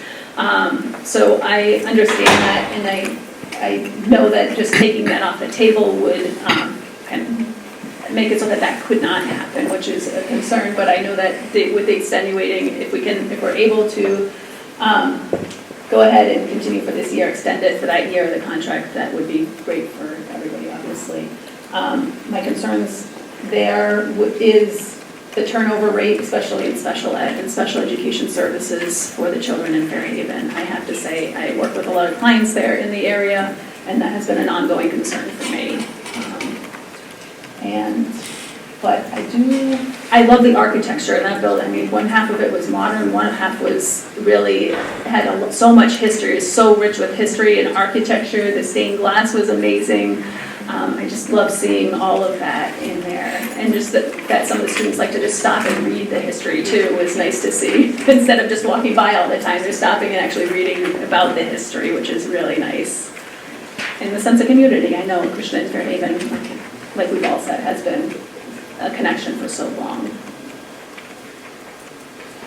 Yeah, so when I got a chance to tour Fairhaven, I'd been there a number of times over the course of the years, but never inside like the school proper. It was always, attending a game or bringing a child to an extracurricular activity. And, I was very fortunate in that when I went to New Bedford High, one of my favorite teachers that I had in my entire high school career was Rob Foster. If anybody doesn't know, he's also been very heavily involved in the Alumni Association at Fairhaven High School, and if any of the other committee members haven't had the opportunity to watch the documentary that he put together, I think it's called Castle on the Hill. It's on YouTube. It's a phenomenal watch, and it definitely would be worth your time. Same thing for the community too, it's great. So being able to get in there and actually see not only just the history, but like the engagement of the students, it really made it obvious why Acushnet's had this kind of like, it's not even school pride or like alumni pride, it's almost like generational pride. I mean, we have parents that have been, parents that have gone there, parents, siblings that have gone there. Now their kids, their aunts, uncles, nieces, everybody. So, that partnership has gone back so many years. And going in there, I can really see why. It's a very special building, and I think that it in and of itself is just going to, it's just impressive. I don't need to wax poetic about it, but it's a very impressive facility. I do have some concerns, to Ebony's point, about some of the kind of seemingly recurring special education issues that have come up at that school. I also have a lot of insight there in the sense that my wife is a therapist. She owns a private practice, and she and her employees have worked with a lot of kids that have gone to a lot of area schools. It's certainly not just Fairhaven. And that was one of the schools that she had raised some concerns to me, obviously not sharing any details, but saying that there seemed to be more recurring problems with kids in the special education program, and the district not really having the resources that it needs to keep those kids in district, which ultimately is what the kids want to do. I mean, they don't want to go to an out-of-district placement. They want to be serviced in the school that they chose to go to. So that's probably one of my larger concerns. There's also real constraints around just the campus size. It seems from the outside a lot bigger than it actually is. It's fairly restricted in its footprint, and because of where it is, there's really not much room for expansion. Like, Fairhaven is the size it's going to be, and it's going to have the facilities it's going to have, and that's probably not going to change anytime soon. I was actually listening to one of their school committee meetings from just a couple weeks ago, maybe it was last week, and they had a long presentation just about the conditions and walkability along Route 6 and some of the accidents that have occurred on that road, on and around, during school hours, and it seems to be an ongoing process of trying to rehabilitate even the grounds around the school, right on Route 6, walking paths. I know that Acushnet kids most likely would not be walking to school unless they live very close to town line, but it's just indicative of some of the other capital issues and the constraints that the school really has to operate under. In terms of programming, I could be wrong. I have to refer back to the notes from the high school presentations, but I don't believe that Fairhaven had any vocational options, which that's a particular interest to me because, with Old Colony moving to a lottery system, if a child doesn't make it into Old Colony and they want to take part in one of the vocational programs, their next choice might be one of the traditional high schools that has more vocational options. With Fairhaven having either none or very limited, and again, forgive me, I'll have to refer back to my notes, that makes it maybe a little bit less appealing an option as opposed to one of the other schools that does have 2, 3, or even up to 6 or 7 different vocational paths. That was really good to see in some of those locations, but I do see it as being a potential issue with Fairhaven High. Overall, I would say I would really like to see that partnership continue, and I just hope that we're able to come up with some sort of an agreement with them to continue that partnership that's in parity with whatever other districts we end up partnering with. The building's beautiful. I've only been in the gym there, so for basketball games. My kids play for Dartmouth Vipers. We use that field, the turf field out in the back. Something that the school's really proud of, and you can tell it shows. For me, I didn't know that there was a bank branch in the basement, like way down in those. Is that the basement? We were way down. That's right on right in the historical park. It was crazy. I was like, what is that? And she went and told me, she's like, when they leave here, kids that take those finance classes can actually go out in the real world and be a teller immediately. They have all the certifications, they have everything they need to just become a bank teller. So that's something that that's one thing that that Fairhaven has that schools don't have. So I really, really like that. Of course, my kids have been involved in all the sports, so I would like to see the relationship continue, but that's to be determined, I guess. That's pretty much it for me. The stained glass was amazing, but you pretty much summed it up, so I don't want to keep going, but. Yeah, I'll be brief. I agree. I echo with a lot of sentiment here. I think we did the tour together, Melissa, so the place is beautiful. The history is great. The connection to Acushnet, the long-standing tradition, those are all positives. I have some physical concerns like John does and some of the concerns around special ed. So I hope we can continue to work with them and have some productive conversations to understand what's acceptable to them so that we can weigh all of the options, to your point, Mr. Ellis, kind of equitably. So I'm going to switch it up this time. And go What am I this doing? way. Old Rochester. Old Rochester, now I gotta find my notes. I'll start with Old Rochester. Growing up I played soccer for Dayton Rehoboth, and every single year they beat us in the championship game. Came down to penalty kicks every year, so I just have this OR. I'm like, all right, let me get in that school. I really enjoyed the tour there. We met with some students that were just, again, wise beyond their years. Took us for tours. We met with a parent panel. We met with some of the staff members. And I think for them, with their special education, if I'm not getting them mixed up, they had their little cafe where they have the kids coming in from, their special education classes, and they were running a store. They had spiced apple cider and forgot my wallet and I was so mad.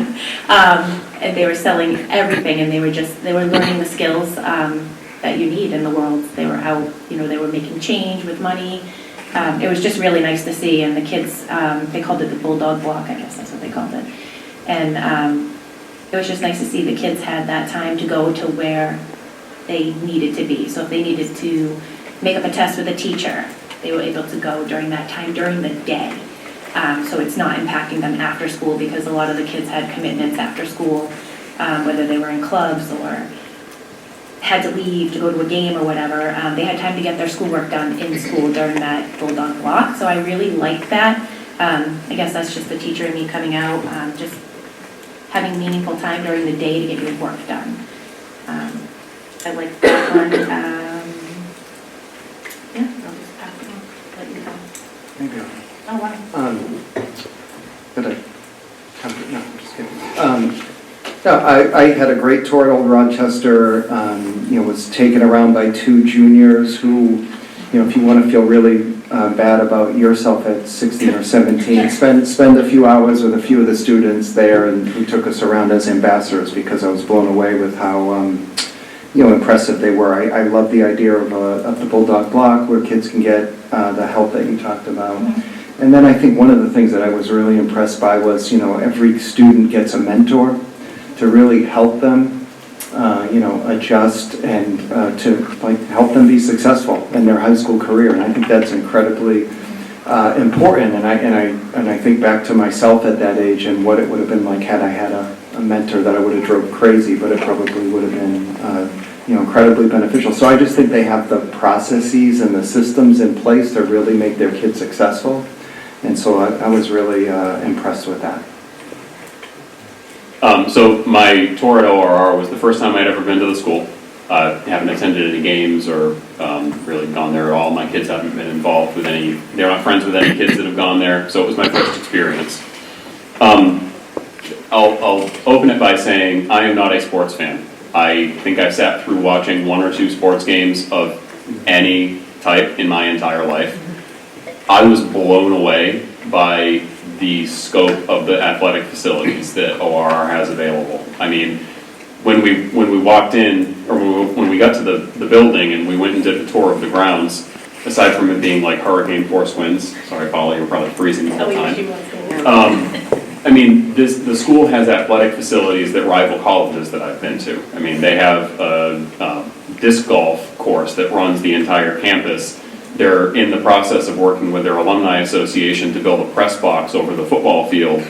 And even for me, who's a total nerd and doesn't like sports at all, that was darn impressive. So, stuff that did impress me, that's more to my liking, is the level of technology that they have available for their students in some of the engineering and robotics programs. The recording equipment that they have in their TV and audio production studio is literally better than the stuff I have at home, and I do like amateur recording at home. It's very impressive. Their equipment is better than anything that I have. Same thing with their 3D printers. They're better 3D printers. They're top of the line. And again, a step above what I or anybody that I know that's part of that hobby has access to.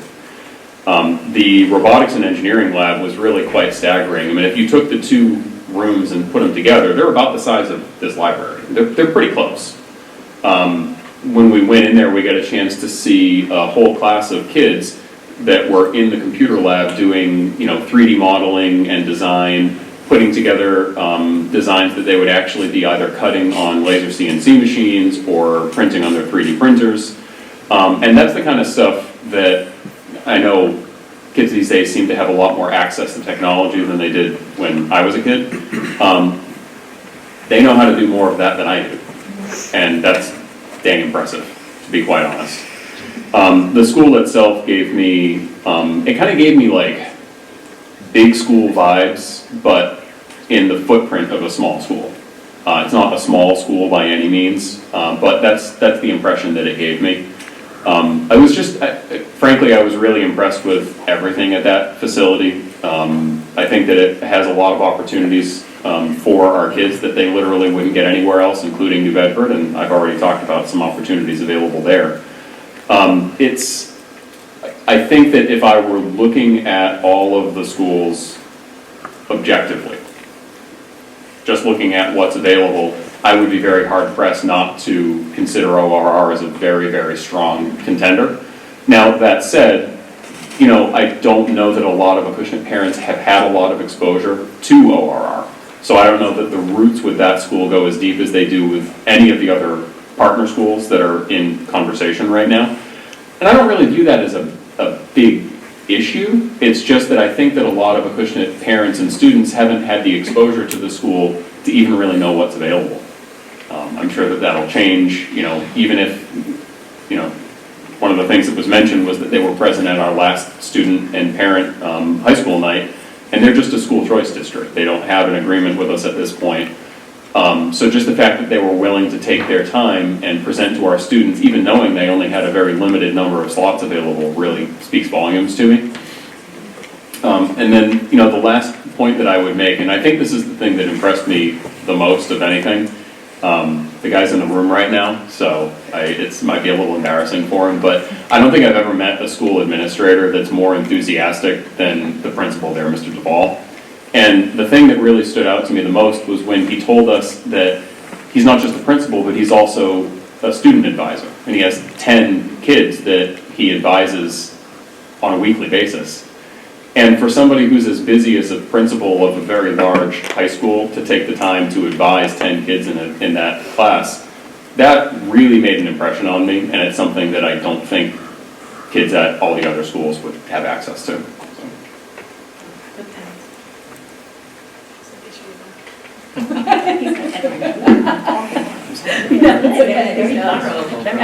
I don't know what's left to say.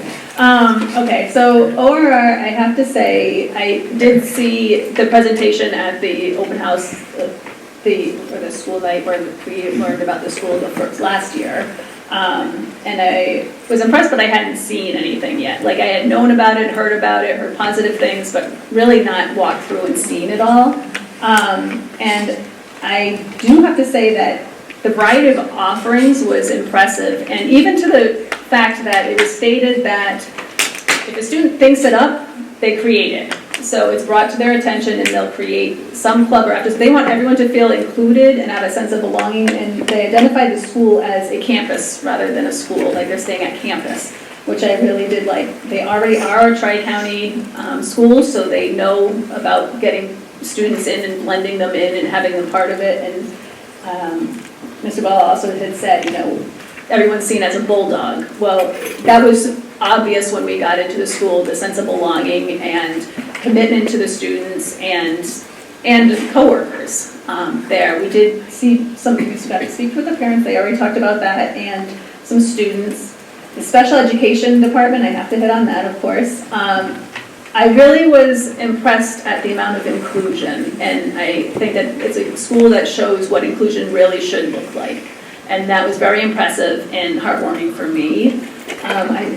The school store, there was something for everybody. And on any spectrum of what they're looking for too. It just was impressive. The store, there's different areas that they can work on depending on what their needs, areas of interest.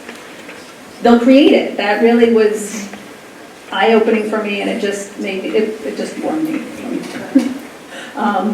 And then, the other thing was, I was impressed with the relationships with the state reps and legislators. That was something that was brought up for financial means, like getting some of that money. They're advocating for it at the state level, which was nice to see too, so that is beneficial for the students and for the opportunities for them, and the grounds. So I think everything else has been said, so maybe not.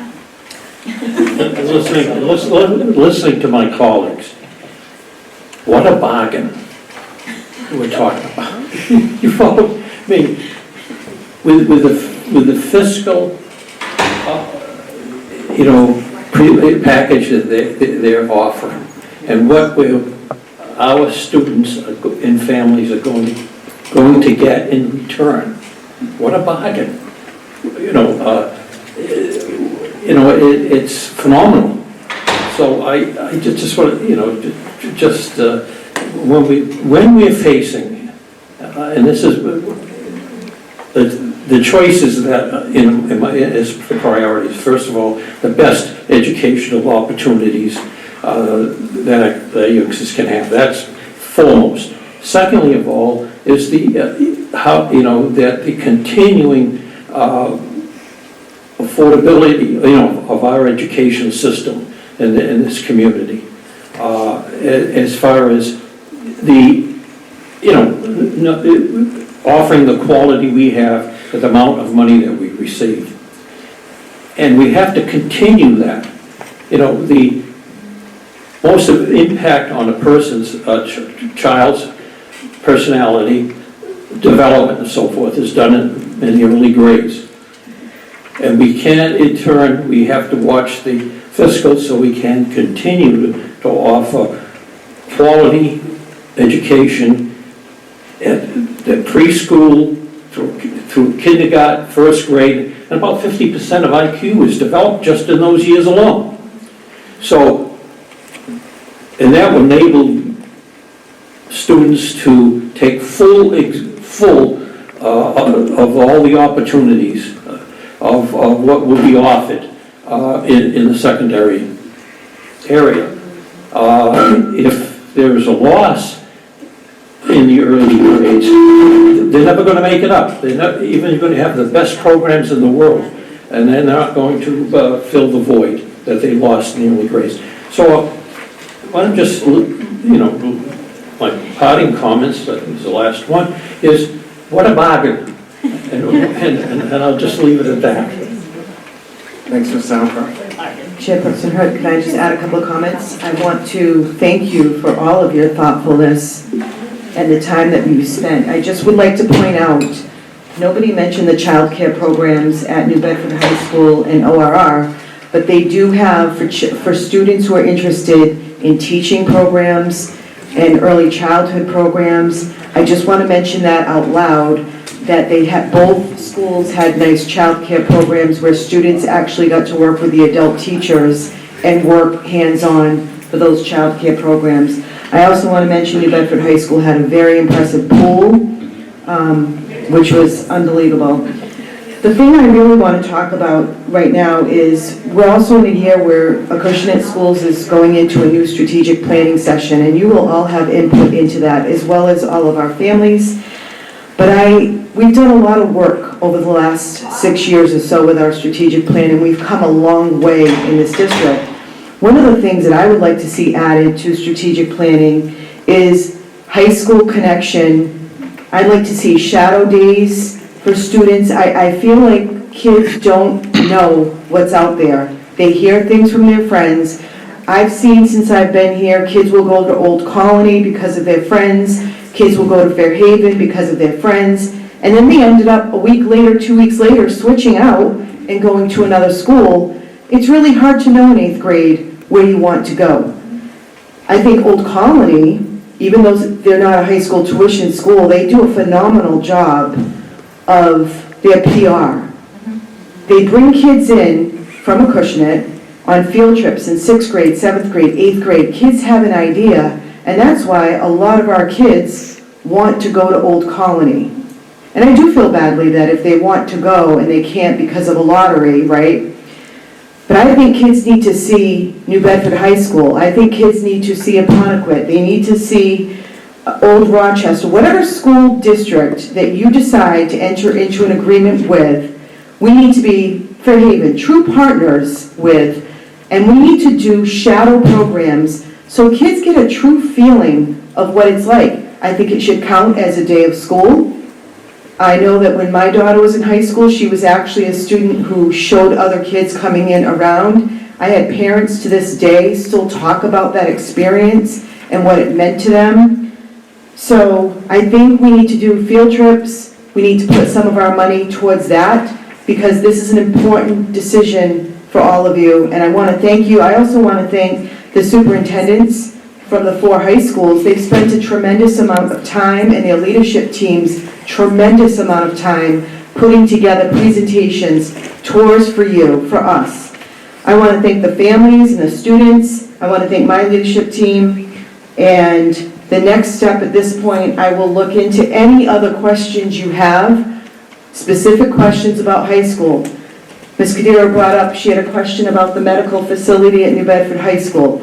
If you have specific questions that I can provide you with information in between now and December 9th, please reach out to me at any time. I will get the information to all of you so that you can make the most thoughtful decision for our students.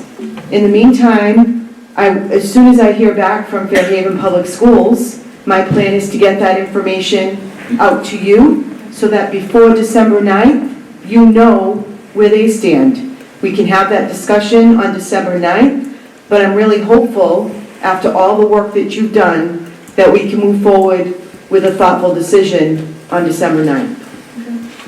And that is all I have. Dr. Bailey, could I, and Ms. Ellis, you can, I also want to just publicly thank all of the administrators, all of the parents, all of the students, the student ambassadors, all of the folks who take all of us through their schools. They went far, way above and beyond what was expected or anticipated. They really treated us amazingly well, and it took a lot of effort, and so I just am very grateful that they gave all of us that opportunity to see their schools, to meet their people, and treat us the way that they did. So thanks to all of those folks. I just wanted to say it's really great to actually get a chance to hear all of your thoughts and opinions on these schools. I know this is the first time that we've had any discussions about this. The only discussions that I've had with any other members have been, the one other member that has been on a given tour with me. We've talked about it while we're there, but just having the chance to finally hear everybody's thoughts and weigh them together is fantastic. I know for me, I've made a sort of an embargo on asking any of my friends or any of my family members for their opinions because I didn't want those opinions to then color my perceptions of the schools, especially before I went in. Now that we have the high school, preference survey out, of course I'm going to start asking some folks for their own personal opinions, but it's just great to hear everybody was so thoughtful about their, so thoughtful about questions that they've asked and really took a lot from the tours. The only question that I had, and I think I'd already raised this with Dr. Bailey previously, was just getting a sense of what the historical enrollment data looks like, for a couple of years back. And I know you're working on that. It takes some time to get it Actually, you together. have that in your packet. You have it separate references. Anything that you've asked me for, I've provided, whether it's links, references, that historical data. Since Patrick Missler has been here, the data is good. That's awesome. I just want to remind you with the data, some of the schools will show data for school choice. Not all kids get accepted. And I want to remind you about New Bedford High School with our special ed population. We do send a lot of kids each year for some of that programming. I just want to mention that. I'm looking forward to getting a chance to dig into the historical. Yes. It's nice to see how many enrollees we have now, but also being able to see how many enrollees we've had at all of these different area high schools for the last, several years. I think it's going to be really telling. And we don't have data for, way back when. No. Okay. I just want to add that we didn't talk about Bristol Aggie much, Bristol County Agricultural School, and that's still a choice too, right? So you have to I did apply. mention it, and it's I know still the it's in one of the application slides. process. And students, we had more kids last year apply to Bristol Aggie, I think that in a long time. And again, if students have that interest, I think, great, go for it. Same thing with Old Colony, school choice, all of those options are on the table. Yeah, and in closing on this topic, I just also want to thank my committee members here because I can see how seriously all of you are taking this, and this is a really, really big decision. And I think probably we all joined this committee because we care about education and we care about kids. And the most important thing we can do is fight for our kids, and so we'll all have to look at all of the criteria, and I'll determine what's most important for us individually and come together and take a vote. But so I appreciate all of your efforts and diligence through this process as well. And I would just, if I could just add, Mr. Chair, some of you have children in the district, and I would just ask to consider all children. Obviously you want to do what's best for your child, but think about all children and what's best for them, and us to have a sustainable tuition agreement that we can move forward comfortably with. That is all I have for tonight for my report. Just don't ask me to go on any more school tours because I'm out of vacation time for the year. I appreciate your time, really, truly. So is our next item business manager's update here? Yes. Good evening. You have 2 minutes. 2 minutes? That's it. All right, well, as I do with every single meeting, the first page is the budget update of where we stand. This is from July 1st to October 31st, basically the first 4 months of school, and we're pretty much on track. You see the spending, the year-to-date expended is a little over $4 million. Encumbered is also $4 million. Encumbered basically if we have for example, a child at a special ed placement, if the tuition is $63,000, we will encumber the full amount and then pay each month as the bills come in. So budget-wise, we're doing well right now. Concerned about next year if we're level funded because we are very tight in this budget, even though we're doing fine. I'm watching every penny.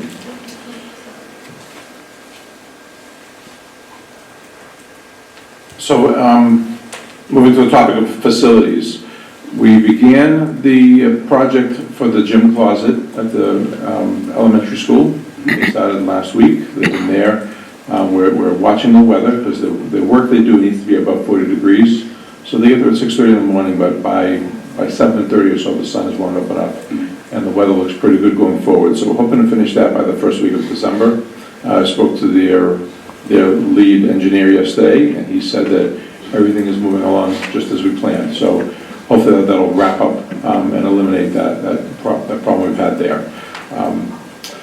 Had a roofing contractor come in last month and go across both our roofs. My predecessor had done a study of our roofs. They did from overhead, they did like a heat analysis and found areas of the roof that might have had tears or rips in it. Had a contractor come out, sealed 58 spots on the middle school and about 8 spots since elementary school has a newer roof on it. So we've looked so far, we've had 1 or 2 rainstorms since, nothing coming in, so it's great. So hoping that goes through the winter like that. Food services, we spoke a little earlier about the grab-and-go breakfast. We're still pushing that out. It's going well at the middle school. Basically, every student comes in, we're handing them a breakfast. If they can eat it, or they can put it in their backpack and take it home, or they can actually put something on a share table. That's going very well. I already mentioned the grant for the kitchens, the warmer. The warmer will allow them to get, we're talking about banana bread or blueberry bread that they can hand out in the morning also. So that, I think, will be a big improvement for our kids and something they like. And we continue to work literally every day with our transportation contractor, Emerald. We move students, so we slightly adjust bus routes, but we're having good success with Emerald. Everything's going smooth. And the solar panel array project, we presented it to the selectmen. They approved moving forward with it. The contractor, Select Energy, had a phone conversation with the town assessor about having a no tax on the asset of the property, and that would benefit us in the end. So that's going well. We're going to get that as a signed agreement. And so I'm going to ask them to come to the December meeting to present to us. They have some renderings. They have some artist renderings of what the project will look like. They'll go over the parking lots. We want you to see those. And hopefully we continue to move that forward and we can make that project happen. I've spoken to a couple of other school districts that have used them and very happy with their services. I think that's everything in 2 minutes. Look at that. Well done. Any? Go ahead. I just want to add, we were very thoughtful also. I didn't mention this during the high school agreements, but it just jogged my memory when he talked about transportation. When we did our new transportation agreement, we do have language in those contracts about transporting students to various schools, should that be a need. Yeah, great.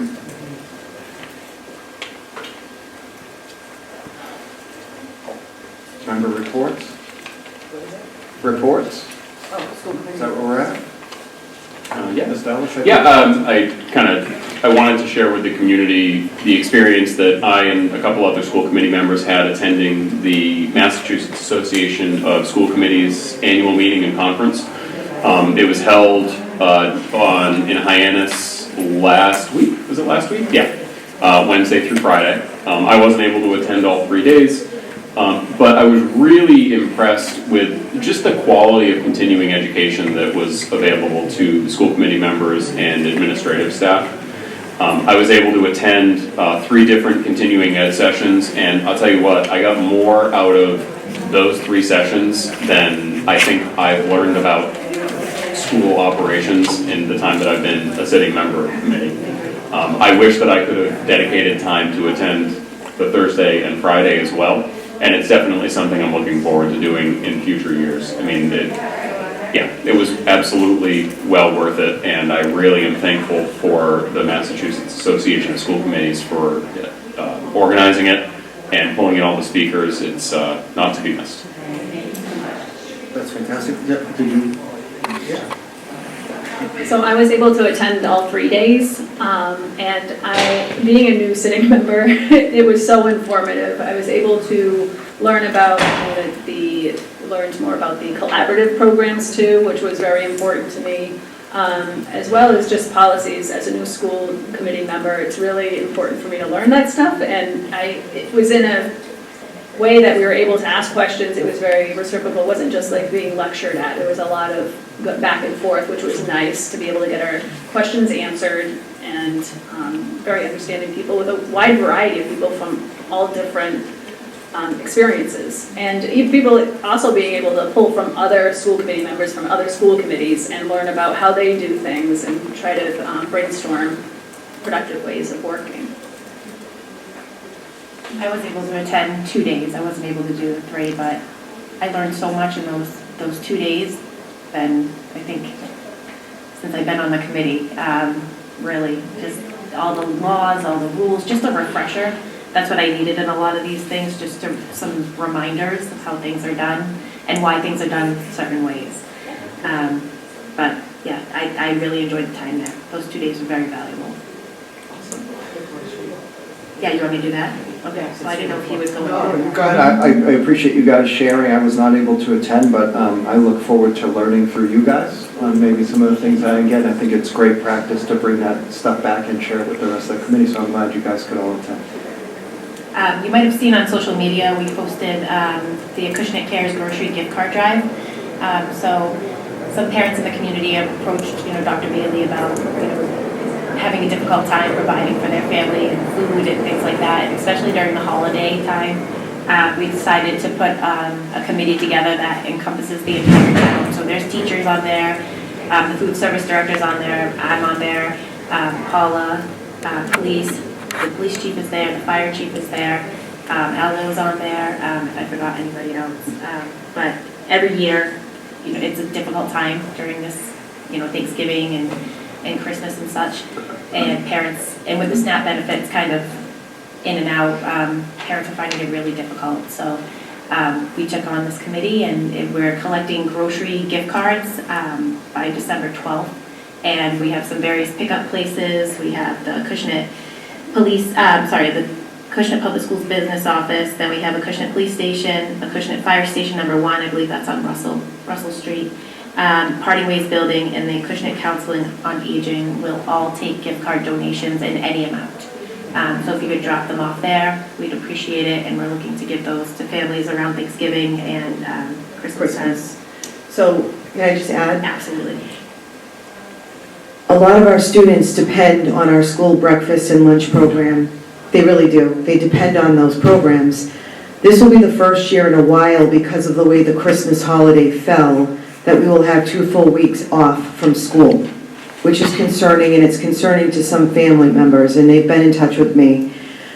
We're asking, as Ms. Cadera just outlined, for any amount. If you go shopping, if you can pick up a $10 gift card, a $25 gift card, and then what we will do is we will take those cards, put them together based on the number of children in the family, put the cards together for Christmas time, and give those grocery cards to not only our families in the school district, but I'm sure there's people at the Council on Aging and people in town who also need the support. We will work with the other town administrators to help our own community, because we know we have people in this community who need the assistance right now. So I just want to say thank you so much to everyone who's already donated the gift cards, and please keep them coming, because right before the Christmas break, that is when we plan to make sure before the children leave that the families pick up those gift cards for the break. And again, they don't have that 2 weeks of breakfast and lunch that they normally have, and we do have families in need. So thank you so much. I had one thing I was going to mention. So at the town meeting, which, when was that? That feels like a long time ago, but I think it was last week maybe, or the week before.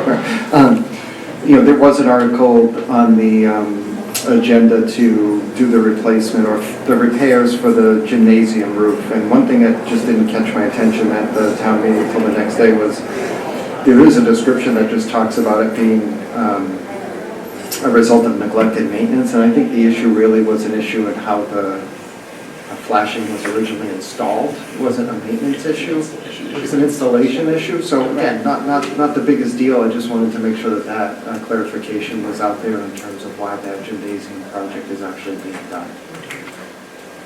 All right. Also, Chair, are you going to announce that we have a representative from the committee who will continue to work with town officials on the air quality project? No, I'm just kidding. I was going to ask you too. I didn't want you to forget. We're just kind of like sorted. There's a lot going on here. There is a lot. All right. Now that the Old Colony, special election has taken place, I think it's a time that we need to start thinking about picking back up our project here at the school and dealing with our mold issue. And so I thought no better person perhaps on this committee to start to work on that and be the liaison between the committee and the town than Mr. Ellis, if Mr. Ellis is open to that assignment. So I think that will be, I don't even know that we need to vote, but so we appreciate that and think that I'm looking forward to great things and hopefully finding some solutions to the problem at hand. So they're going to be upset with you. I am exhausting to talk to you. Well, we kind of know. Oh yeah, exactly. Thank you for doing that, Jesse. Appreciate it. Yeah, of course. Okay, any questions on the communication information? It's like A through Z, so there's a lot there. Yeah, there's a lot, but it all looks good. No. Otherwise, we're going to adjourn. Are we adjourning the meeting or are we entering into executive session? We're coming back. We're coming back. Yeah. Okay, so we're going to enter into executive session. We will return pursuant to Massachusetts General Laws, Chapter 30A, Section 21A3, to discuss strategy with respect to collective bargaining or litigation. If an open meeting may have a detrimental effect on the bargaining or litigating position of the public body and the chair so declares, unit custodians and maintenance, and then we will return to open session. And we'll do a roll call. Thank you. I was going to catch that too, but thank you. Would you like to motion for it? Yeah, I'll make a motion. Second. All right, roll call. Let's get Mr. late. Ellis? Yes. Mrs. McGlynn? Yes. Mr. Howcroft? Yes. Mrs. Cordero? Yes. Mr. Hood? Yes. Thank you. Okay, so